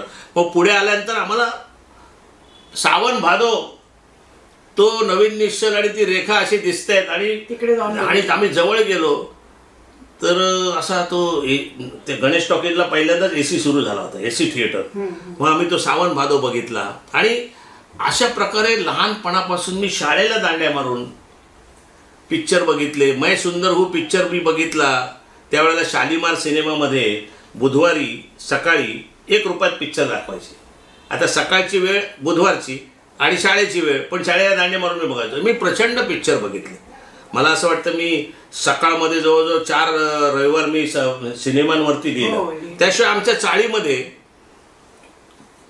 पडदा असायचा, पडदा लावलेला असायचा. अशी गल्ली होती, या बाजूला चाळी या बाजूला चाळी, मध्ये गल्ली, एक 20 फुटाची गल्ली असे, पडदा लावलेला असायचा. तिथे नेहमी पिक्चर दाखवायचे. मोलकरीण, अंतरीचा दिवा, हे सगळे जुने पिक्चर, साधी माणसं, मोलकरीण, हे सगळे पिक्चर तिकडे चालू आहेत आणि इकडे बायका रडतायत. आणि मग हिंदी पिक्चर सुद्धा लागायचे. आणि मग ते पुरुषांना या बाजूला उलट्या बाजूला बसवायचे, म्हणजे तिकडे ते डावा हात लावायचा. म्हणायचं मी वैजयंती माला ही बरोबर नाही हो तिचं कॅरेक्टर. का हो, काल ती दिलीप कुमारला म्हणाली ढूंढो ढूंढो रे साजना, आणि आज म्हणते हम प्यार का सौदा करते है एक बार. राजेंद्र कुमारला खोटी बाई. म्हणजे अशा काही भ्रामक कल्पना सुद्धा. किंवा वीर घटोत्कच पिक्चर होता, धश असं त्याने केलं की ते सगळं काय ते व्हायचं. एवढं आश्चर्य वाटायचं की काय वीर घटोत्कचची ताकद आहे. आणि आमच्याकडे 2 त्यावेळेला तुला 16 mm प्रोजेक्टरवाले असायचे जे रस्त्यावरती पिक्चर दाखवायचे. आता ह्या खरं म्हणजे हे सिनेमाच्या बाबतीमध्ये ह्या सगळ्या गोष्टी आता लुप्त झालेल्या आहेत. तर ते सिनेमा दाखवायचे. तर त्याचे 2 प्रोजेक्टरवाले आमच्याकडे चाळीत होते. ते काय करायचे, त्यांना बाहेर कुठेतरी ऑर्डर मिळायची. म्हणजे समजा आता त्यांनी मेला पिक्चर दाखवला तिकडे, आणि मग ते रात्री तिथे मग बोर्ड लिहायचे, जागते रहो. बाहेर बोर्ड काय असायचा, जागते रहो. मग पिक्चर जागते रहो नसायचा. मग आज पिक्चर आहे, मग लोकांची गोंडपाटं बिनपाटं पसरलेली असायची. ते पिक्चर तिकडे 12 वाजता संपून 1-1.5 वाजता ते आले की हे गोंगाट, सगळा पब्लिक, सगळे चाळ जागे व्हायची. आणि पहाटेपर्यंत तो पिक्चर, जो कोणता पिक्चर त्यांनी तिकडे दाखवला असेल, असे अनेक पिक्चर बघितले. म्हणजे मला असं वाटतं की एका दिवसाला 3 पिक्चर बघायचे, एका दिवसाला 4 पिक्चर बघायचे, दररोज 1 पिक्चर बघायचा, असं महिनाभर करायचं. कॉलेजमध्ये असताना अरे काय होते आरती, कशी असते, चारणे आहेत काय का तुझ्याकडे सुटे, मग तू चारणे द्यायची. अरे काय म्हणतो मधू, कसं असतं, चारणे आहेत नाही रे माझ्याकडे 10 पैसे, बस देत द्या 10 पैसे. असे पैसे जमा करून करून आम्ही मॅटिनीला पिक्चर बघितले. हे बादल बिजली बरखाला परत मग कॉलेजमध्ये असताना पिक्चर बघितले. पिक्चर बघायचे, पिक्चर बघायचे, पिक्चर बघायचे, हे एकमेव माझ्या डोक्यामध्ये ध्यास असायचा. हे सिनेमाचं वेळ तुझं आपोआप नंतरच्या म्हणून म्हणजे सिनेमा म्हणजे मला आठवतंय की दिवार पिक्चरचं मी स्क्रीनप्ले लिहून काढला. पिक्चर बघायचा, श्री 420 आणि दिवार पिक्चर बघायचा आणि स्क्रीनप्ले लिहून काढायचा. ही सवय पुढे कार्यक्रमांना मिळाली. त्यामुळे माझ्या अंगात हे सगळं संगीत ऑलरेडी आहे.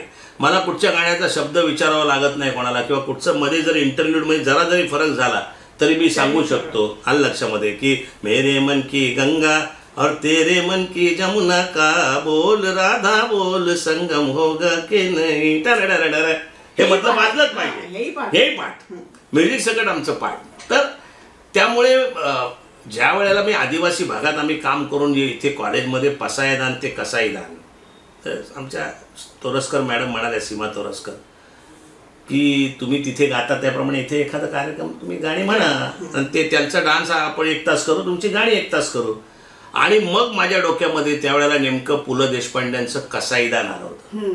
म्हणजे 3 पैशाच्या तमाशामध्ये त्यांनी कसाईदान म्हणजे, आता पैशात्मके देवे येणे वाग्यज्ञे तोषावे, तोषोनी मज द्यावे कसाई दान है, मद्यप्या हाती मद्य राहो, जुगारी जिंको तर सगळे डाहो, तात्पर्य जो जे वांछील तो ते लाहो, मनुष्य नामे जनावर.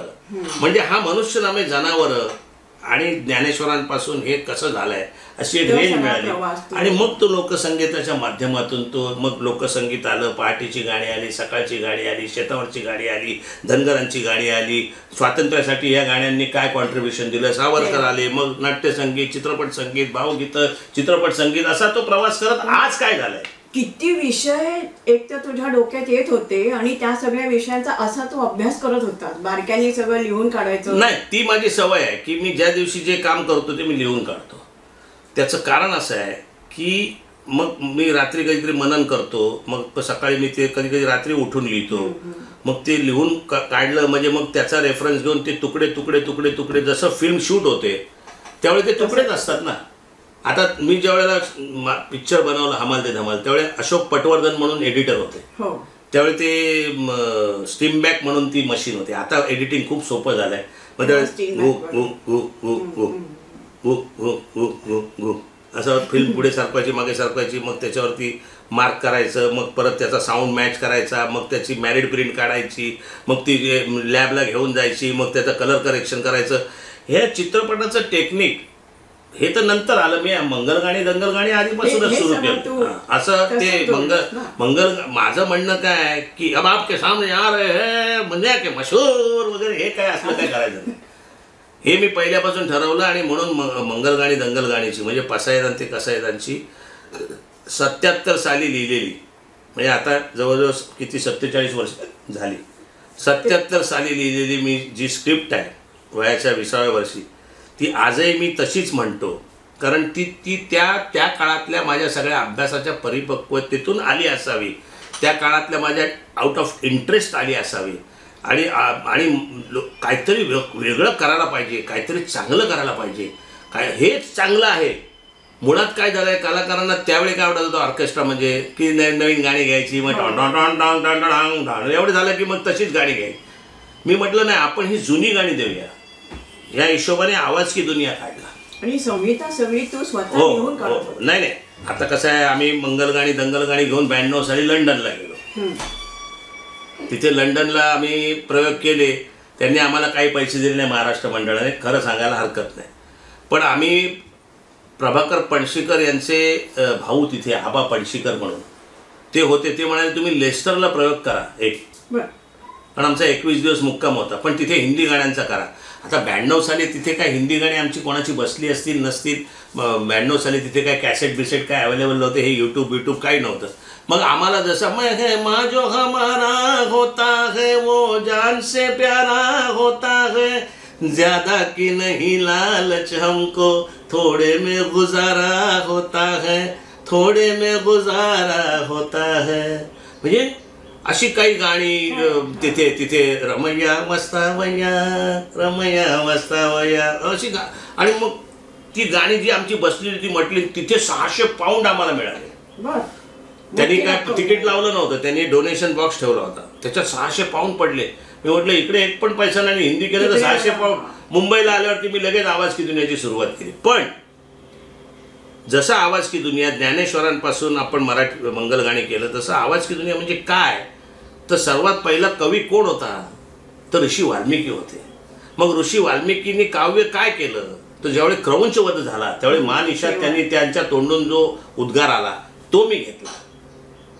तो कुठे मिळेल तो मला फक्त एवढं माहिती होतं की त्यांनी त्यावेळी म्हटलं मग ते कुठे मिळेल तर आपले मिलिंद दाते आहेत ना बासरीवाले त्यावेळी तो मंगलगाणी वाजवत होता. तर सहज आम्ही त्या आई म्हणाली चहाला अशोकला बोलव म्हणून गेलो. तर मी म्हटलं की अहो त्या शिक्षिका आहेत संस्कृतच्या शिक्षिका. मी म्हटलं अहो मला असं त्यांनी लगेच फटाफट लिहून दिला. म्हणजे आपोआप तुम्हाला ते मिळत पण गेलं. म्हणजे काही गोष्टी त्याला नशीब पण लागतं. मग मला एक रेंज मिळाली की आजपासून इथपर्यंत हे करायचं आहे. हां आजपासून इथपर्यंत. मग त्याच्यामध्ये कसं आलं, मग राम कसे आले, कृष्ण कसे आले, मग सकाळ कशी झाली, मग शेतावर कसे गेले, मग परत ते सगळं चित्रपट संगीतापर्यंत सगळं आणि त्याचा रास कसा झाला. अम्मा देख तेरा मुंडा बिगडा जाय असं चोली के पीछे क्या है त्यावेळी ते होतं 94 साली. अशा प्रकारे मग आवाज की दुनिया आला. मंगलगाणीच्या यशानंतर मराठीत परत आणखी एखादा कार्यक्रम करायचा असं मला म्हणायचे, पण कुठे काय करणार, मंगलगाणीत तर सगळं आहे, मग आणखी वेगळा कार्यक्रम कसा काय करणार. पण मराठी बाणा हा सर्वात कमी दिवसात बसवलेला कार्यक्रम आहे. हो, कारण मला काही संशोधन करायचंच नव्हतं ना. तुला सगळं मी गल्लीमध्ये दही अंडी खेळलेलो होतो, मी दही अंडी फोडलेली होती. म्हणजे मी माझ्या घरातच रस्सी लटकवलेली असायची आणि त्या 20 फुटामध्ये दही अंडी फोडून मी असं लटकून कधी कधी घरी गेलो आहे, माझ्या घरात गेलो आहे. त्याच्यानंतर तिथले गणेशोत्सव, तिथले नवरात्रोत्सव, तिथली लग्न, तिथल्या वराती, हे सगळं म्हणजे सगळं सगळं असं तोंडपाठ होतं. म्हणून तुला वेगळं काही करावंच लागलं नाही. लिटरली मराठीपणा हा सर्वात कमी आणि प्रचंड लोक. मग मी त्याच्यानंतर ज्यावेळेला माणिक वर्मांचा कार्यक्रम 97 साली भारती आचरेकर म्हणाले की तुम्ही मम्मीवर कार्यक्रम एखादा करता येईल का. नुसती गाणी करायला मी कशाला पाहिजे. मग आम्ही त्याचं संशोधन केलं, संपूर्ण त्यांचं आयुष्य लिहून काढलं. त्यांची गाणी त्याच्या कुठच्या टप्प्यावर बसतात आणि ती अशीच आली, इतकी सुंदर पद्धतीने आली की अगदी जन्मापासून मृत्यूपर्यंत आलं लक्षात. विठ्ठल अशा प्रकारे. मग त्याच्यानंतर आमचे पी सावळाराम आहेत, त्यांची पत्नी आली माझ्याकडे. मला आठवते माझी पहिल्यांदा अँजिओप्लास्टी झाली होती आणि ते मला भेटायला आले. मला वाटलं मी आजारी आहे म्हणून भेटायला आले. ते म्हणणं आम्हाला तुम्ही जसा माणिक मोती केला तसा पी सावळारामवरती करा कार्यक्रम. मी म्हटलं नाही हो, आता माझं हे झालं. ते गेले. परत 8 दिवसांनी ती 80 वर्षाची पी सावळारामांची पत्नी आली आणि मला म्हणाले की माझी फार इच्छा आहे की तुम्ही करा, आणि केला. माणिक मोतीची मला एक विशेष आठवण आहे, ज्याबद्दल आपण बोललो होतो आधी, की ज्यांच्याबद्दल भक्ती बर्वे सगळे अत्यंत आदराने बोलतात, तू त्यांच्याही कडून तुझ्या पद्धतीने रडसड करून घ्यायची असं मी ऐकलं होतं. तेव्हा नाही ते खरं आहे. नाही तसं नाही. पहिल्याच दिवशी काय मांजर मारायचं ते पहिल्याच दिवशी मारायला पाहिजे. कारण तिथे त्या दिवशी काय होतं, त्या कार्यक्रमामध्ये भक्ती बर्वे, भारती आचरेकर, त्याच्यानंतर आमच्या आशाताई खाडीलकर, ही सगळी मोठी मंडळी. मी म्हटलं मी दिग्दर्शक आहे, मी तुम्हाला आरे तुरे करणार नाही, मी तुम्हाला आवाजाव करणार आणि मी सांगेल ते तुम्हाला ऐकायचं असेल तरच तुम्ही इथे बसा, नाही तर बसू नका. आधीच सांगितलं. आणि माझी तशीच पद्धत आहे. याचा अर्थ काय मी हेकेखोरपणा करत नाही. कारण तुम्हाला अशा प्रकारे तुम्हाला काम करायचं असेल तर तुमचं नॉलेज हे आमचे सगळे हे. अहो मला एक सांगा, सत्यजित प्रभू, महेश खानोलकर, प्रमोद सोहनी, दीपक साळुंके, अविनाश मयेकर यासारखे कलाकारच मिळणार नाहीत. बोरकर, दीपक बोरकर. त्याच्यानंतर आता आम्हाला कोरिओग्राफर सुबल सरकार, सुभाष नकाशे, हे प्रचंड मेहनती आहेत. पण मला असं वाटलं की नाही हे नाही बरोबर, हे तुझं तर लगेच ते सुधारून घेणार आहे. म्हणजे अशा प्रकारे झेलणारी मंडळी पाहिजेत. मग तो मेकअपमन असो, तो हेअर ड्रेसर असो. आता आमचा दिलीप बोनोटे जो साऊंड त्या ऑपरेट करतो, काय अप्रतिम. सुनील जाधव ज्या वेळेला लाइटिंग करतो, ते लाइटिंगबद्दल कोणतरी एकतरी माणूस येऊन बोलतोच आमच्याबद्दल. आम्हाला गायिका चांगल्या मिळाल्या. अनेक गायिका या इंडस्ट्रीमध्ये गेली 38 वर्ष मी व्यावसायिक रंगभूमीवर आहे आणि 47 वर्ष मी कार्यक्रम करतोय. आणि साधारण 68 सालापासून मी आतापर्यंत करतोय. म्हणजे किती वर्ष झाली, ती आणखी जास्त झाली. म्हणजे 2 आणि 4 6 म्हणजे 66 म्हणजे 56 वर्ष. मग इतकी वर्ष मी हे करतोय. आता कॉलेज असो किंवा काय असो, मी गाण्यांचे कार्यक्रम बसवले. अनेक कलाकार माझ्या हाताखालून गेले. कोणी कलाकार माझ्यापासून वेगळा झाला नाही. सगळ्यांनी तो बांधून ठेवले. नाही बांधून ठेवलं म्हणजे आमच्याकडे पंक्तीभेद नाही. तुझी कंपनी आहे ना स्वतः? कंपनी आहे स्वतःची आणि सगळ्यांना सारखी ट्रीटमेंट आम्ही देतो. मग तो बॅकस्टेज आर्टिस्ट असो, मी जे खातो ते तो खातो आणि मी जिथे राहतो तिथे तो राहतो. बांधून नाही, जोडून ठेवले. आजही समजा दौऱ्यावर मी गेलो तर त्या हॉटेलमध्ये पहिल्यांदा गाडीतून मी उतरतो, त्या हॉटेलमध्ये जाऊन सगळे रूम चेक करतो. कोणाला कुठे ठेवायचं ते मी ठरवतो. थिएटरचा प्लॅन किती लावायचा ते मी ठरवतो. थिएटरमध्ये पास कोणाला द्यायचं ते मी ठरवतो. ह्या सगळ्या गोष्टी असा सगळा कंट्रोल ठेवणं, म्हणजे त्यामुळे काय होतं की त्याच्यातली जी आता काही वेळेला बऱ्याच 1-2 गायिका अशा झाल्या की त्यांची लग्न झाली, त्या फॉरेनला गेल्या, नाही आल्या. गायिका स्त्रियांना या क्षेत्रामध्ये टिकायचं असेल तर मी एवढंच सांगेन की याच्यासारखं क्षेत्रच नाही त्यांना जर गाता येत असेल, आज जिला गाता येतं चांगलं आणि जिची 100 गाणी बसली आहेत, तिथं 50-60 हजाराला कुठे मरण नाही, तिला नोकरी करायची जरूर नाही. पण काय होतं, स्त्रियांचे जे स्टेजेस आहेत त्या म्हणजे पहिलं म्हणजे प्रेम, मग त्यांचं सगळं माप तिकडे जातं, मग लग्न, मग सासू म्हणते की नाही एवढ्या रात्री यायचं काय बरोबर नाही. अच्छा, तुला बरोबर नाही म्हणते. मग तुझी ती नणंद काय करते? ती काय, ती डॉक्टर आहे, ती मग ती कुठे असते? ती हॉस्पिटलला आहे. मग तिला काय, तिला शिफ्ट ड्युटी असतात, ती रात्री पण जाते कधी, मग ती चालते. ही गायिका चालत नाही. घरच्याने सुद्धा सपोर्ट केला पाहिजे. आशा भोसलेंचं मी नेहमी उदाहरण देतो की एवढ्या प्रतिकूल परिस्थितीमध्ये आशा भोसलेंनी आपलं करिअर जिवंत ठेवलं. एवढं करिअर आपलं, म्हणजे एका बाजूला लता मंगेशकर आणि सगळ्या गायिकांची कॉम्पिटिशन आणि एका बाजूला सांसारिक त्रास, या सगळ्यातून त्या एवढ्या मोठ्या लेवलला त्यांनी एवढी चांगली गाणी गायली आणि एवढ्या लेवलला त्यांनी काम केलं. म्हणजे नुसतीच गाणी चांगली होती म्हणून ती गायली नाही, त्यांनी गायली म्हणून बरीचशी गाणी चांगली झाली. म्हणजे अशा प्रकारे ह्या अशा करिअर ओरिएंटेड, आणि मला असं वाटतं की ह्या क्षेत्रामध्ये गरज हाच एक महत्त्वाचा मुद्दा आहे. काय आमच्याकडे ज्या गायिका असतात ना, समजा 4 गायिका आहेत ना, ते नवीन येणाऱ्या गायिकेला वाटतं की आपण इथे लता, आशा, उषा आणि मग कब्बशा, आपण कब्बशा नको आहे, चौथी गायिका नाही. मला त्यांना त्या कम्फर्टेबल कुठे असतात की जिथे त्यांना लता असतात त्या, म्हणजे पण हे सगळं जरी असलं तरी आमचे कलाकार जे आहेत ना, आता आमचा दिलीप बोनोडे साऊंड रेकॉर्डिस्ट किंवा दीपक साळुंखे, महेश खानोलकर, ते अनेक वर्ष तुझ्या बरोबर, अनेक वर्ष म्हणजे 40-40 वर्ष झाली. परंतु मुद्दा असा आहे की त्यांना त्यांचा सन्मान आणि मानधन हे व्यवस्थित मिळावं. कोणी काय कुठे हे मी तिथे किती नुकसानीत गेलो, माझ्या गावात जरी मी कार्यक्रम केला तरी मी बाबा तुम्ही आता फुकट करा असं मी कधी म्हटलं नाही. आणि तत्वता म्हणजे तसं त्यांनी, आम्ही लता मंगेशकर गेल्यानंतर 3 शो मुंबईत केले फ्री ऑफ कॉस्ट. कोणी कलाकाराने पैसा घेतला नाही. आम्ही थिएटरचं भाडं आम्हाला लागलं, काही टेक्निकल गोष्टींसाठी खर्च आला तो मी सोचला, पण फ्री ऑफ कॉस्ट आम्ही लता मंगेशकरांना आदरांजली, श्रद्धांजली म्हणून त्यांना आम्ही हे दिलं. त्यांच्या घरच्यांनी फ्री ऑफ कॉस्ट नाही केला. अशोक, एखाद्या कलाकाराबद्दल बोलताना अष्टावधानी वगैरे नेहमी शब्द वापरला जातो.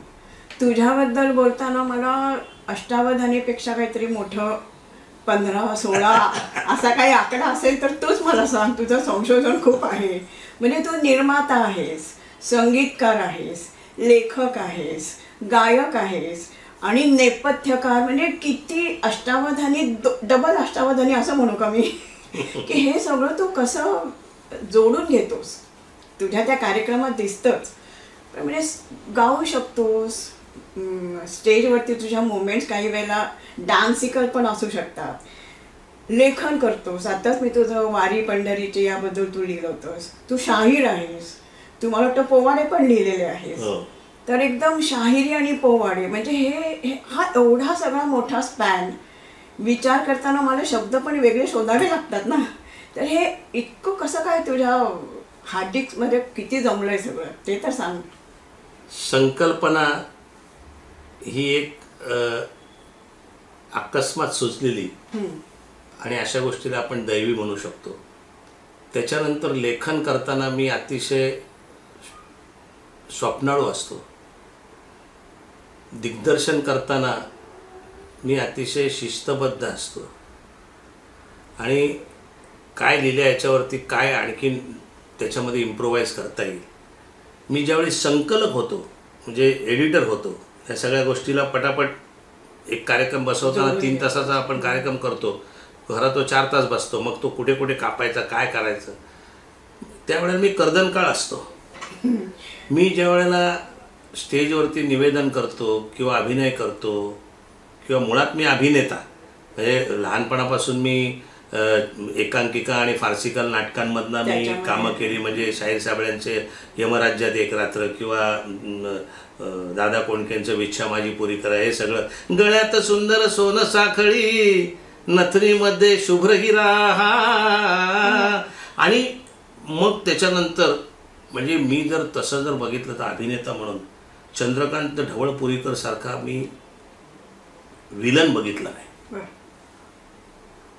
त्याच्यानंतर दत्ता महाडिक सारखा मी विनोदी अभिनेता बघितला नाही. दत्तोबा तांबे शिरोलीकर मी दारू सोडली नावाचा वक करायचे आणि इतका प्रभावी करायचे की त्या काळात बऱ्याच लोकांनी त्यांचा वक बघून दारू सोडली होती. म्हणजे कलाकारांनी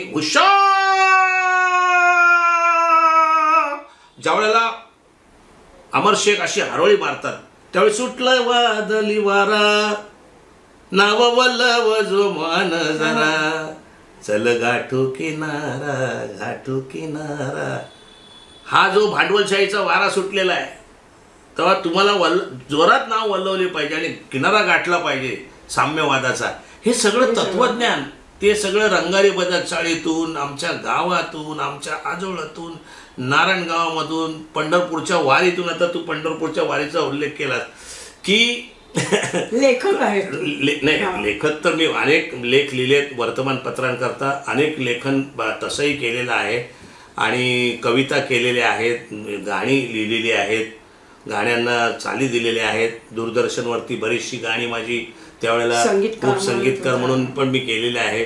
ते आता संगीत आणि सगळं द्यायला ह्या कार्यक्रमांमुळे वेळ नाही परंतु लेखक म्हणून मी आता इथे बसल्या बसल्या सुद्धा ते माझं तुमचं काय बोलणं चालू असताना मी लिहू शकतो. माझी स्क्रिप्ट सुद्धा मी असं काय मला बुवा एकांत पाहिजे मग ते कोणी डिस्टर्ब नाही केला पाहिजे असं काही नाही माझं कारण माझ्या डोक्यात असतात. हा वारीचा लेख आहे ना तो फुटबॉलची फायनल मॅच चालू होती रात्री 12 ते आणि आमच्या आशा कबरे मटाले त्यांनी मला सांगितलं होतं की लेख आम्हाला लिहून दे वारीवर कारण त्यांना माहिती होतं मी घरातून पळून जाऊन वारीमध्ये गेलो होतो. तर आणि त्या म्हणाल्या की आणि त्यांनी संध्याकाळी मला फोन केला झाला का त्या लेख तयार. अरे बापरे अरे उद्या डेडलाईन आहे तो रात्री लिहिला कारण मी लेखन जे केलं आहे ना ते मी काल्पनिक काही केलेलं नाही. मी जे काय घडत गेलं तसं तसं लिहिलेलं आहे. मी अनेक आता बाळकराम मोरळीकर असतील किंवा यांच्या अनेक मगुबाई कुर्डीकर असतील किशोरी आमोणकर असतील त्याच्यानंतर आमचे हे यांच्यावर अनेक लेख लिहिले आहेत मी की त्यांचं जसे मी कार्यक्रम केले तसंच अनेक व्यक्तींवरती मी लेख लिहिले. विलासराव देशमुख आणि माझा जो काही संबंध आला त्याच्यावरती मी लिहून ठेवलेला आहे. बाळासाहेब ठाकरे आणि माझा काय संबंध आला त्याच्यावर लिहून ठेवलेला आहे. म्हणजे असे जे सहृदय माणसं होती म्हणजे माझे सहृदय म्हणून मी अनेक लेखमाला लिहिलेले आहे ते अजून प्रकाशित व्हायचे आहे. माझं अजून लिहिलेलं बरंचसं प्रकाशित व्हायचं आहे पण त्याच्यात सर्वात महत्त्वाचं मला असं वाटतं निर्माता. मंगलगाणी दंगलगाणी 87-88ला 2.5 लाख रुपये लॉस झाला. लॉस 2.5 लाखापर्यंत गेला आणि माझा धीर सुटत चालला पण ह्या आंब्याच्या व्यवसायामुळे मला 2-2.5 लाख रुपये हे म्हणजे काय म्हणतात ना त्याला लॉस तर लॉसच असतो पण मानसिकदृष्ट्या झेपवण्याची जी एक आहे ते आंब्याच्या व्यवसायामुळे मला मिळाली. आंब्याचा व्यवसाय 8 महिने आणि हे 4 महिने असा माझा आपला आंब्याचा व्यवसाय 4 महिने आणि हे 8 महिने असं गणित आहे. आणि तुम्ही तुमचं वार्षिक वेळापत्रक बसवू शकता. तुम्हाला कधी लिहायचं आहे कधी कार्यक्रम आला पाहिजे कधी कुठची गोष्ट झाली पाहिजे कधी रिहर्सल झाली पाहिजे कसं कोणाला तयार करायचं आहे कोण कमी पडतं आहे आपल्या संघात जसं एखादा फिल्डर बरोबर नसेल तर त्याला कुठे उभं करायचं एखादा फिल्डर तेज असेल तर त्याला कुठे कोणाला बॅटिंगला पाठवायचं ह्या सगळ्या गोष्टी हे जे 2 गोष्टी आहेत त्याच्यामध्ये. एक तर अत्यंतिक प्लॅनिंग आणि दुसरं स्ट्रीट स्मार्टनेस. तत्क्षणी जे काय होईल दिग्दर्शकाचं काम काय जे काय काय होत आहे हे ना मग चला हे करूया म्हणजे निर्माता म्हणून काय दादा मी नाही आहे उद्याच्या शोला नको येऊ चल तू नाही तो और सही मग तो नाही ना मग प्लॅन बी मध्ये अगं हे तू परवा ते गाणं म्हटलं होतं ना मग तिच्यावेळी तू म्हण.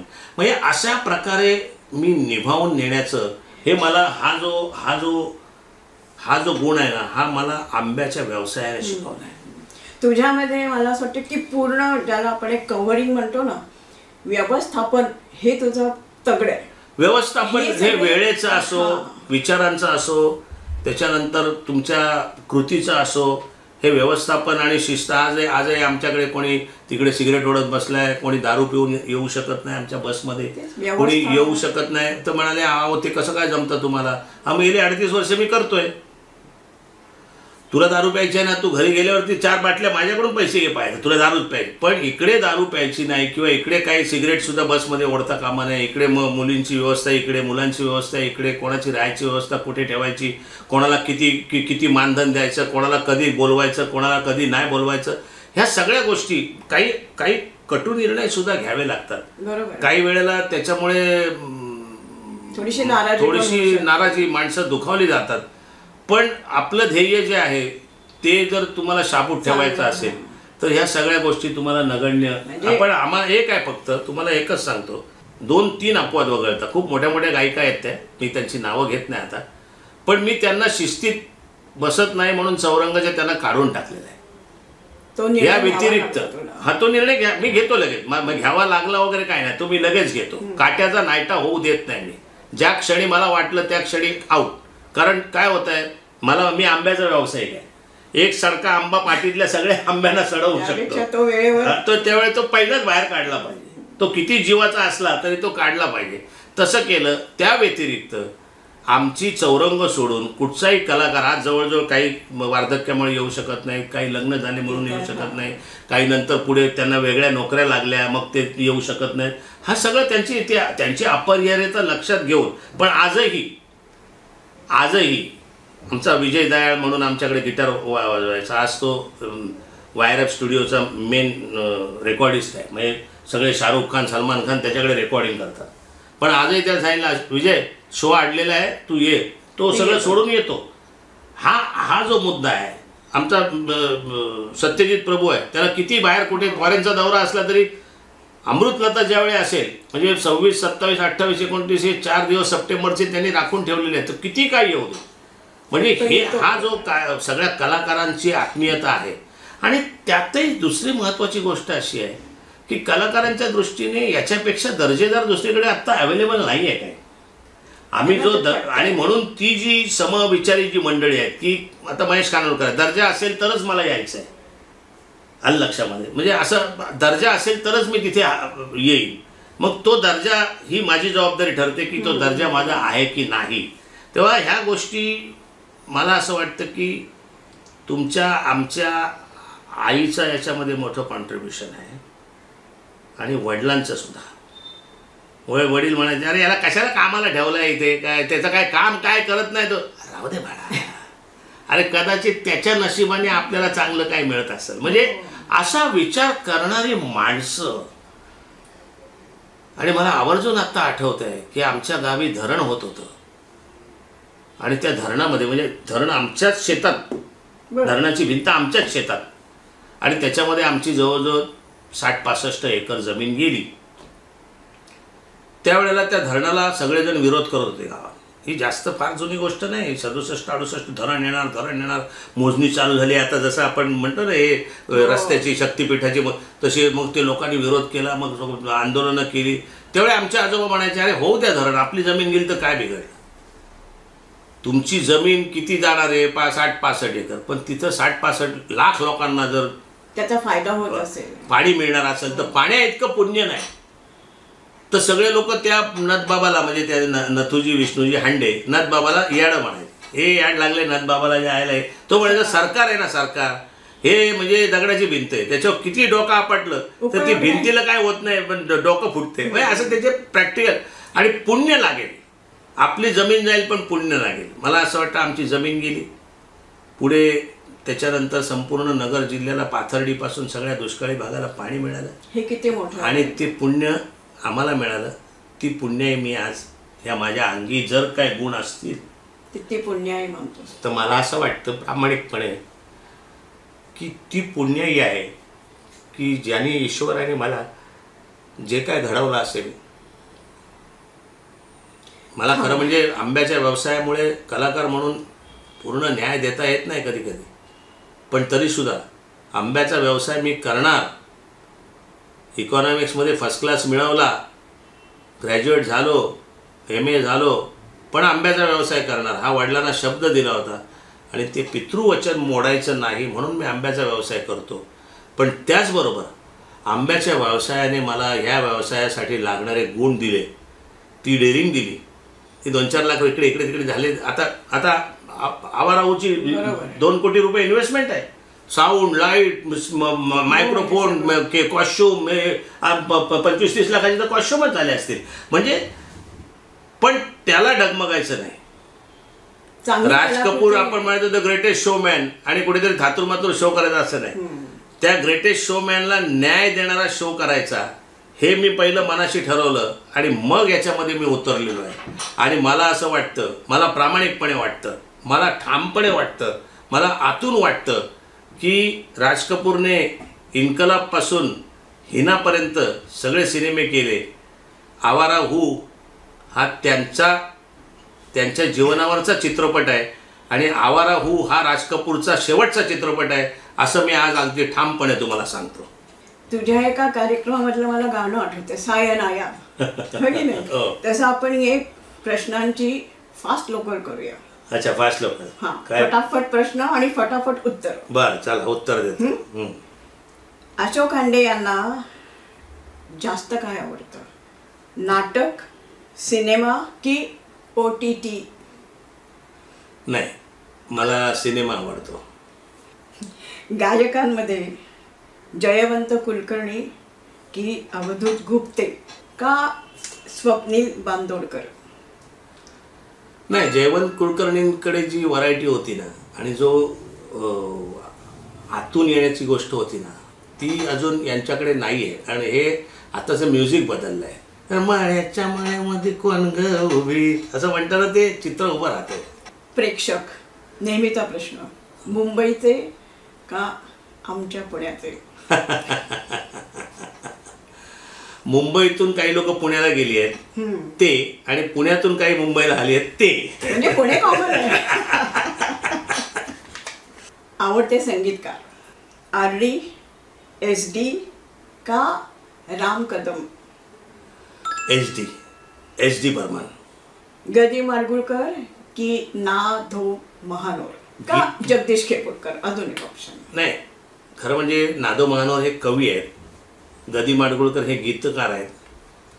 आणि तसं जर आत्ता जर रँक लावायची ठरली तर मराठीमध्ये गदी माडगुळकरांनंतर जगदीश खेपूरकरांचंच नाव गीतकार म्हणून घ्यायला लागेल. आता तू राज कपूरबद्दल खूप बोललास, ते अभिनेते, हिरो, शोमॅन. तुझी आवडती हिरोईन कोण?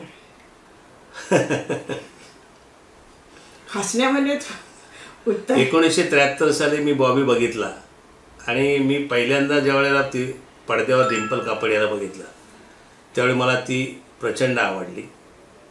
क्या बात आहे. इतके दौरे सुरू असतात, इतकं प्रचंड व्यवस्थापन, आंब्याचा व्यवसाय. तुझं आवडतं जेवण म्हणजे आवडते खाद्यपदार्थ कोणते?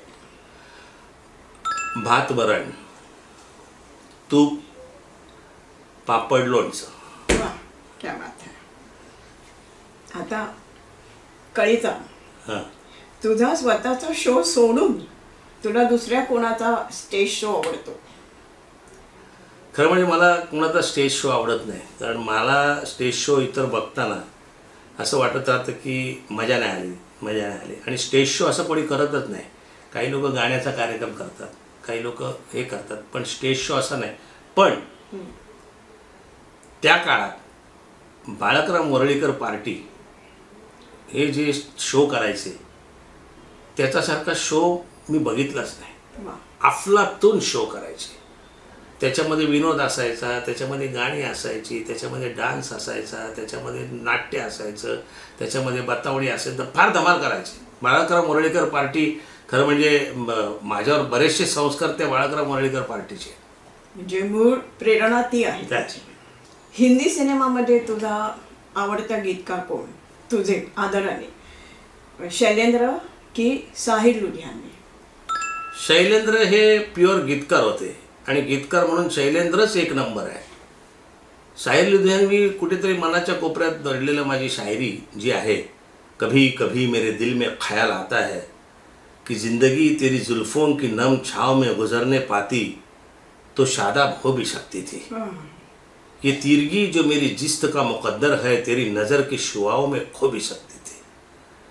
अजब न था कि मैं बेगाना आलम रहकर तेरी जमाल की रहनाई में खो रहता. तेरा गुदास बदन, तेरी नीमबाज आंखें, इन्हीं हसीन फसानों में महव हो रहता.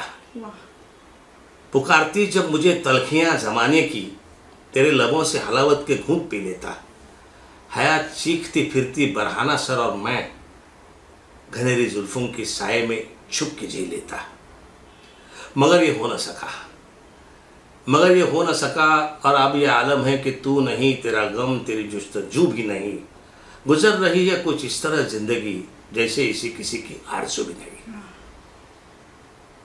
लाखों दुखों को लगा चुका हो गले, गुजर रहा हूँ कुछ अनजानी रह गुजारों से, मुइब साए मेरी सिमत बढ़ते आते हैं, हयात मौत के पुरखौर खारजारों से।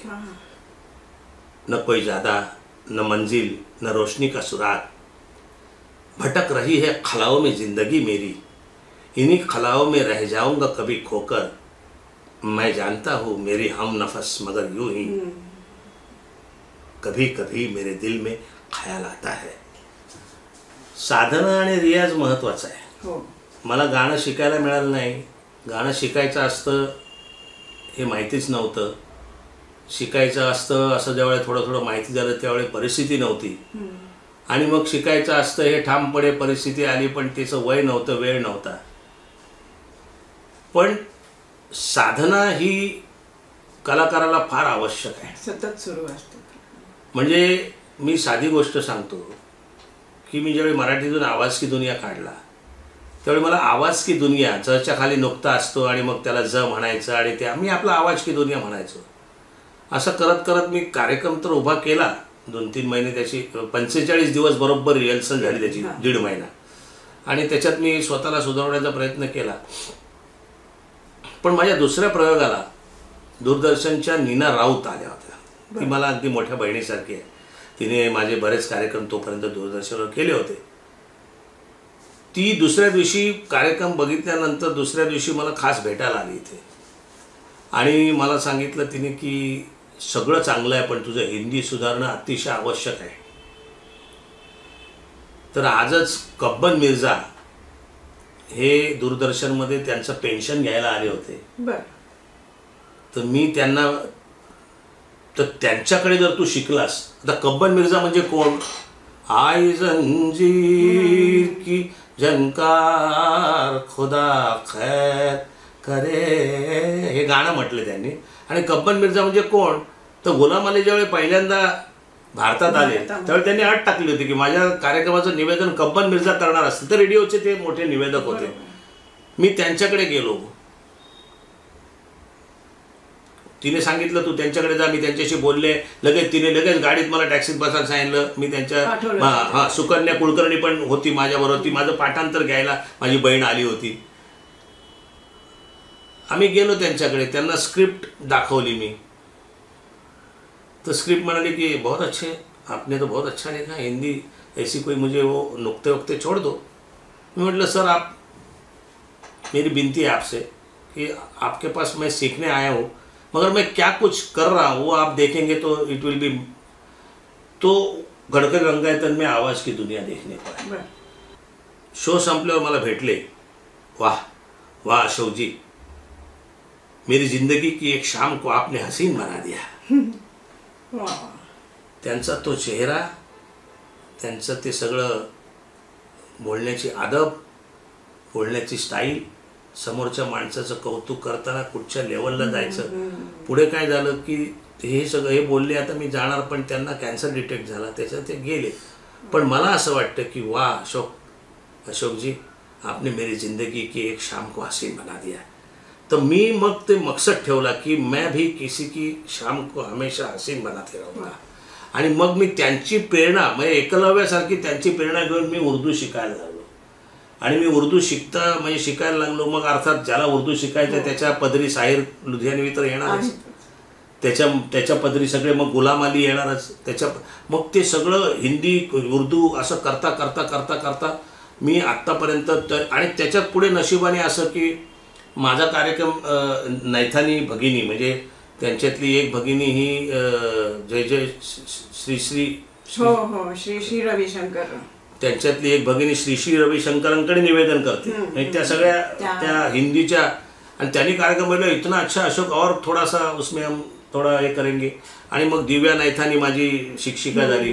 तिने प्रसंगी मला प्रेमाने सांगितलं, प्रसंगी मला दरडावून सांगितलं, प्रसंगी 4 चौघात माझे अपमान केले, पण मी ते सहन करून. साधना महत्त्वाची आहे. आता लेखकाची साधना ही त्याच्या स्मृतीमध्ये आहे आणि मग त्याच्या मांडणीमध्ये आहे. पण ती स्मृती जितकी जिवंत असेल, जी जितकी रसरशीत असेल, ती जितकी चैतन्यमय असेल, तितकं तुमच्या आपोआपच मांडण्यात येईल. मी कुठेही त्यासाठी वेगळे प्रयत्न केले नाहीत. मी जसं आहे तसं वारीला निघालो, तिथून मग नात्यापुत्याला गेलो, तिथून मग तो आम्हाला हा भेटला, ते सगळं मला अजून व्यवस्थित लख्ख आठवत आहे. ते लख्ख आठवत सुंदरता या सगळ्या म्हणजे सहजपणाची पण सुंदरता, सहजपणाची. तुम्ही साधं साधं गा. बऱ्याचशा गायिका येतात आणि मग त्या रागदारीवरची गाणी गाऊन ही जागा घेतली ती जागा घेतली. नका. तुम्हाला जिया रे झुमे ऐसे जैसे बनमानाचे मोर. आता काही गायकांनी प्रत्येक गोष्ट जी आपण गाणी म्हणतोय त्याचा अर्थ सुद्धा बघितला पाहिजे. ने मजसी ने परत मात्र भूमीला सागरा प्राण तळमळला. काय हे गाणं तुझं बसलंय का? हो बसलंय माझं. मी म्हणते म्हण. भूमातेच्या चरणतला तुझं धुता मी नित्य पाहिला होता. मज वदलासी अन्य देशी तर जाऊ सृष्टीची विविधता पाहू. तरी जननी हृद विरह शंकितही झाले परी तिला वचन तुझं दिझले. मार्गज्ञ सवय मीच पृष्ठीवाहीन. आणि हे आता हे फ्रोजमध्ये ना गायक म्हणू शकत नाही, पण गायकांनी ते फ्रोजमध्ये सुद्धा प्रत्येक गाणं म्हटलं पाहिजे. कविते मेरे मन की गंगा और तेरे मन की जमुना बोल राधा बोल संगम होगा की नाही, त्याचं मीटर काढण्यासाठी, त्याचं खऱ्या अर्थाने पाठांतर होण्यासाठी, त्याच्यातला अर्थ काढण्यासाठी. बऱ्याचदा काय होतं आपण गाणं ऐकतो त्यावेळेला खूप खूप खूप चांगले शायर, म्हणजे आता तुम्ही मला प्रश्न विचारलात की मग गीतकार कोण, तर राजेंद्र कृष्ण सुद्धा खूप छान गीतकार होते, राजा मेहंदी अली खान गीतकार होते चांगले, आनंद बक्षी सुद्धा मी चांगले गीतकार म्हणेन. मग शकील अख्खा नौशाद त्यांनी शकीलने सोपी गोष्ट छुप न सकेगा इश्क हमारा चारों तरफ है इनका प्यार किया तो डरना क्या. आता त्या पिक्चरची भाषा इतकी बोजड आहे मुघल आझमची, पण गाणी सोपी आहे. याला म्हणतात कमर्शियल माइंड. त्या पिक्चरला गाण्यांमुळे येत होते, प्यार किया तो डरना क्या म्हणून लोक रिपीट ऑडियन्स भरभरून जो येत होता ना तो त्या गाण्यांना येत होते. अजी हा हम भी देखेंगे. हां, हे जे ज्याला कळलं त्याला जीवनाचं मर्म कळलं. मग साधू संतांना काय अवघड भाषा नव्हत्या. भले तरी देऊ कासेची लंगोटी नाठाळाच्या माथी हाणू काठी. आलं लक्षामध्ये. दादला नको ग बाई मला नवरा नको ग बाई, दादला नको ग बाई मला नवरा नको ग बाई. उत्सुकता निर्माण झाली. अरे बापरे बापरे, अरे हिला दादला का नको, हिला नवराच नकोय, अरे का नकोय. हा म्हणजे हे एकनाथांनी विंचू कुठचा चावलाय, काम क्रोध विंचू चावला तम घाम अंगासी आला त्याने माझा प्राण चालला. हा कामक्रोधाचा जो विंचू आहे हे यासाठी मनोरंजनातून प्रबोधन, हे जे आपल्या संतांचं जे हे संत आपले जे आहेत ना यांच्या इतकं मोठं मी कोणाला मानत नाही. तुम्ही म्हणता हे सगळे गायक आहेत, मी नावं घेत नाहीत, परंतु सुधीर फडक्यान इतकं आर्ततेने कोणी गाताना दिसणार तुम्हाला. दार घराचे सदैव उघडे भागवताची ध्वजा फडफडे. ही मीन्स इट. खरं ही मीन्स इट. म्हणजे सगळेच तसं करतात, पण मला सुधीर फडके यांचा अभिमान. ते मराठी आहेत म्हणून नाही, ते खरं जे आहे ते सांगतो मी. मनापासून गाणं हे फार महत्त्वाचं आहे. त्या गाण्याचा तुम्हाला अर्थच माहिती असणं, तो तुम्हाला खरं म्हणजे गाण्यातून तुम्हाला गाणं नाही पोचवायचं, तुम्हाला तो अर्थ पोचवायचा आहे, ती भावना पोचवायची आहे, ते महत्त्वाचं. हां, म्हणजे तू असा जवळी राहामध्ये ते काय उगीच तेवढं ते थरारक वाटत नाही. त्यासाठी काय तिथे जाऊन तू असे जवळ मिठी मारायची जरूर नाही कोणाला. त्या शब्दातून आलेली आहे, ती शब्दातून आली मंगेश पाडगावकरांची. कारण मंगेश पाडगावकरांच्या शब्दाला मीटर आहे. मंगेश पाडगावकरांची आठवण तुम्हाला सांगतो. लाजून हासणे हसून ते पाहणे मी ओळखून आहे सारे तुझे बहाणे. श्रीनिवास खळे माझे खूप चांगले मित्र, म्हणजे मित्र, अगदी मित्र. तर मी त्या ह्या लाजून हसण्याला एक वेगळी चाल बसव.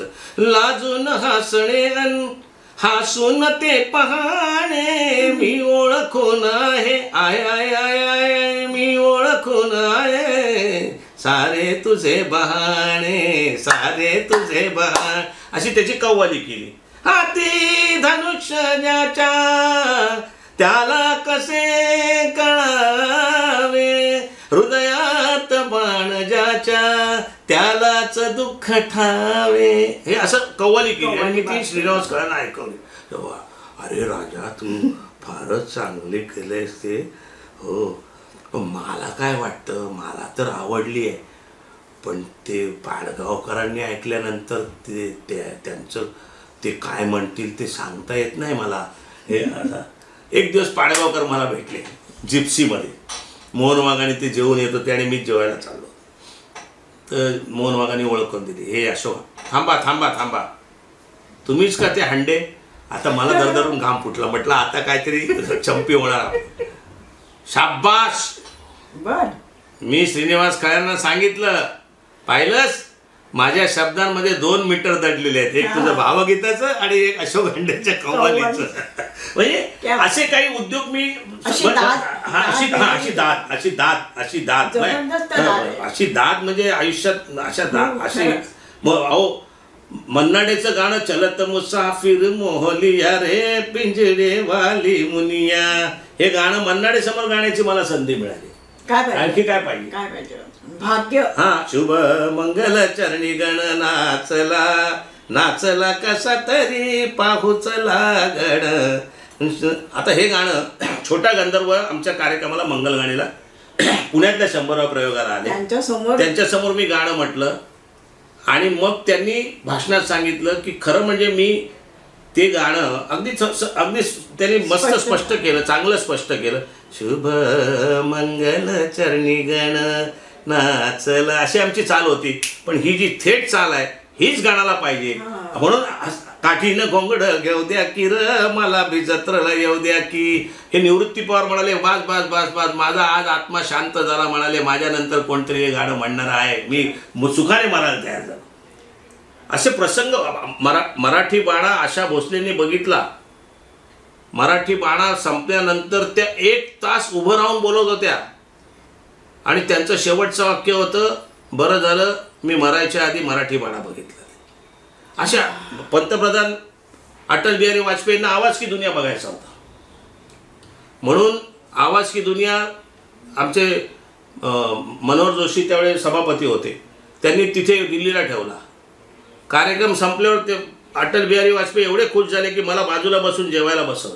म्हणजे मी, मनोहर जोशी, अटल बिहारी वाजपेयी आणि सोनिया गांधी, त्या कार्यक्रमाला 350 खासदार हजर होते. सोनिया गांधी, सुषमा स्वराज, ममता, समता, जयललिता, शत्रुघ्न सिन्हा पासून इंद्रजित गुप्ता, लालकृष्ण अडवाणी, प्रियरंजन दास मुंशी, असे अनेक प्रसंग माझ्या आयुष्यात आले की ज्याने खरं म्हणजे माझ्यावरती एक जबाबदारीची परत एक झूल टाकत गेले. दरवेळेला तू या सगळ्या खडतर प्रवासामध्ये म्हणजे इतकं सगळी मोठ जमवायची हे सोपी गोष्ट नाहीये, त्याच्यात चढ उतार, त्या सगळ्याला एक तुला काय शाबासकी नाही. शाबासकी लहानपणी काय व्हायचं माहितीये ना, अरे वा वा वा वा तू मोठेपणी मोठा होणारा, मग माझी छाती फुगून जायची. मग नंतर हळूहळू कळायला लागले की मोठेपणी मोठा होणार म्हणजे आता मोठा नाही आहेस. मग म्हणजे हे ज्यावेळेस जाणीव होते ना त्यावेळे आपपर भाव स्वतःतला मिटला पाहिजे. स्वतःची जास्त स्वतःबद्दल जे काय, मग म्हणून तुम्हाला म्हणालीस की तुम्ही लिहा म्हणून, तुमचं लिहिताना अशा गोष्टी सांगितल्या की त्या गोष्टी काय होतं, आत्मस्तुतीची त्याच्यामध्ये वास येतो. पण मला असं वाटतं की ते मी एक कलाकार म्हणून सांगितलं पाहिजे की जेणेकरून कलाकाराला काय मिळतं, कलाकाराला काय मिळू शकतं. आता आम्ही रामभाऊ कापसे यांनी आमचा आझादी 50 ठेवला अंदमान निकोबार बेटावर. आदल्या दिवशी सुनामी आली, दुसऱ्या दिवशी आम्ही कार्यक्रम केला. म्हणजे आमची टीम किती पॉवरफुल आहे. मी आदल्या रात्री आम्ही मद्रासला थांबलो, सुनामी आली आहे, पुढे काय. मी म्हटलं बघा मी तर जाणार आहे, तुम्ही यायचं तर या. माझ्या आधी एअरपोर्टला हजर होते. अशी टीम मिळणं. मग इथे परत नशिबाचा प्रश्न येतो, संगत. आणि मग माझ्या वडिलांचं मला नेहमी शब्द, माझ्या ही स्क्रिप्ट बनवताना किंवा प्रोग्राम सादर करताना वडिलांचे एक शब्द मला आठवतात की ऐसी जगह बैठ के कोई न बोले उठ और ऐसी बोली बोल के कोई न बोले झूठ. म्हणजे मी जे काय बोलतोय आज कोणाच्या नशिबात आहे आपण बोलतोय आणि 1000 लोक टाळ्या वाजवत आहेत. टाळ्या वाजवण्यासाठी आता भाड्याने माणसं आणायला लागतात.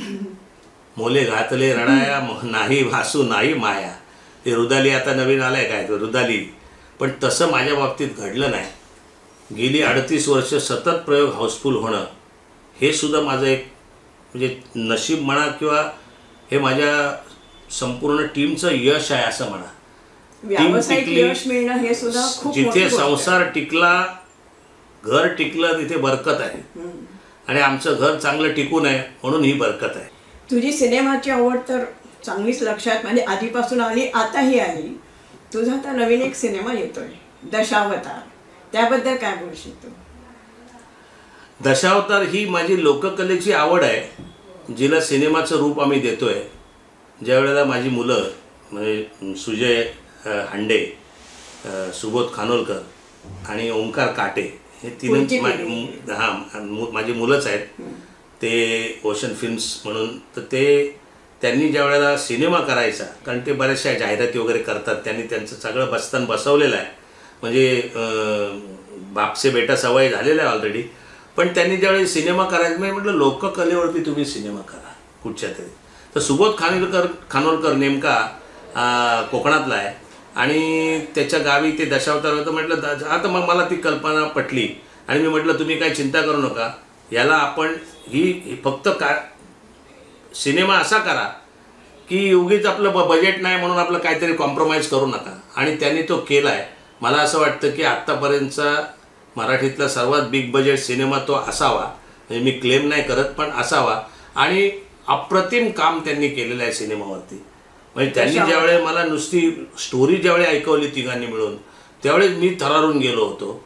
आणि मग त्याच्यानंतर त्याच्यामध्ये चांगली स्टारकास्ट आहे. दिलीप प्रभावळकर आहे, महेश मांजरेकर आहे, भरत जाधव आहेत आणि प्रियदर्शनी इंदुलकर हिरोईन आहे त्याची. फार छान पार्श्वभूमी असलेला, लोककलेची पार्श्वभूमी असलेली कथा आणि त्या अंगाने सगळं चित्रीकरण. तो 12 सप्टेंबरला आपला हा प्रदर्शित होणार आहे. तेव्हा हा लोककलेचा वारसा मी जसा कार्यक्रमांच्या माध्यमातून पुढे नेतोय तसा पुढच्या माझ्या पिढीने चित्रपटांच्या माध्यमातून पुढे न्यावा ही माझी इच्छा सफल होईल 12 सप्टेंबरला असं मला वाटतंय. वा, शुभेच्छा त्यासाठी. खूप छान मनमोकळ्या गप्पा, सिनेमाशी संबंधित भरपूर काही आम्हाला ज्ञान आणि माहिती मिळाली, याबद्दल मनपूर्वक धन्यवाद. आमच्याकडून ही छोटीशी गिफ्ट आणि एक विनंती आहे की या मगवरती तू तुझी स्वतःचं हस्ताक्षर करशील. बरं. रंगारी बदक चाळ ही आमच्या त्याला गल्ली म्हणायचो आम्ही. त्या रंगारी बदक चाळीच्या गल्लीपासून ते सिनेमा गल्लीपर्यंत माझा प्रवास हा तुमच्या शुभेच्छांमुळे सुरू आहे. धन्यवाद. द्या पुढे सही करू.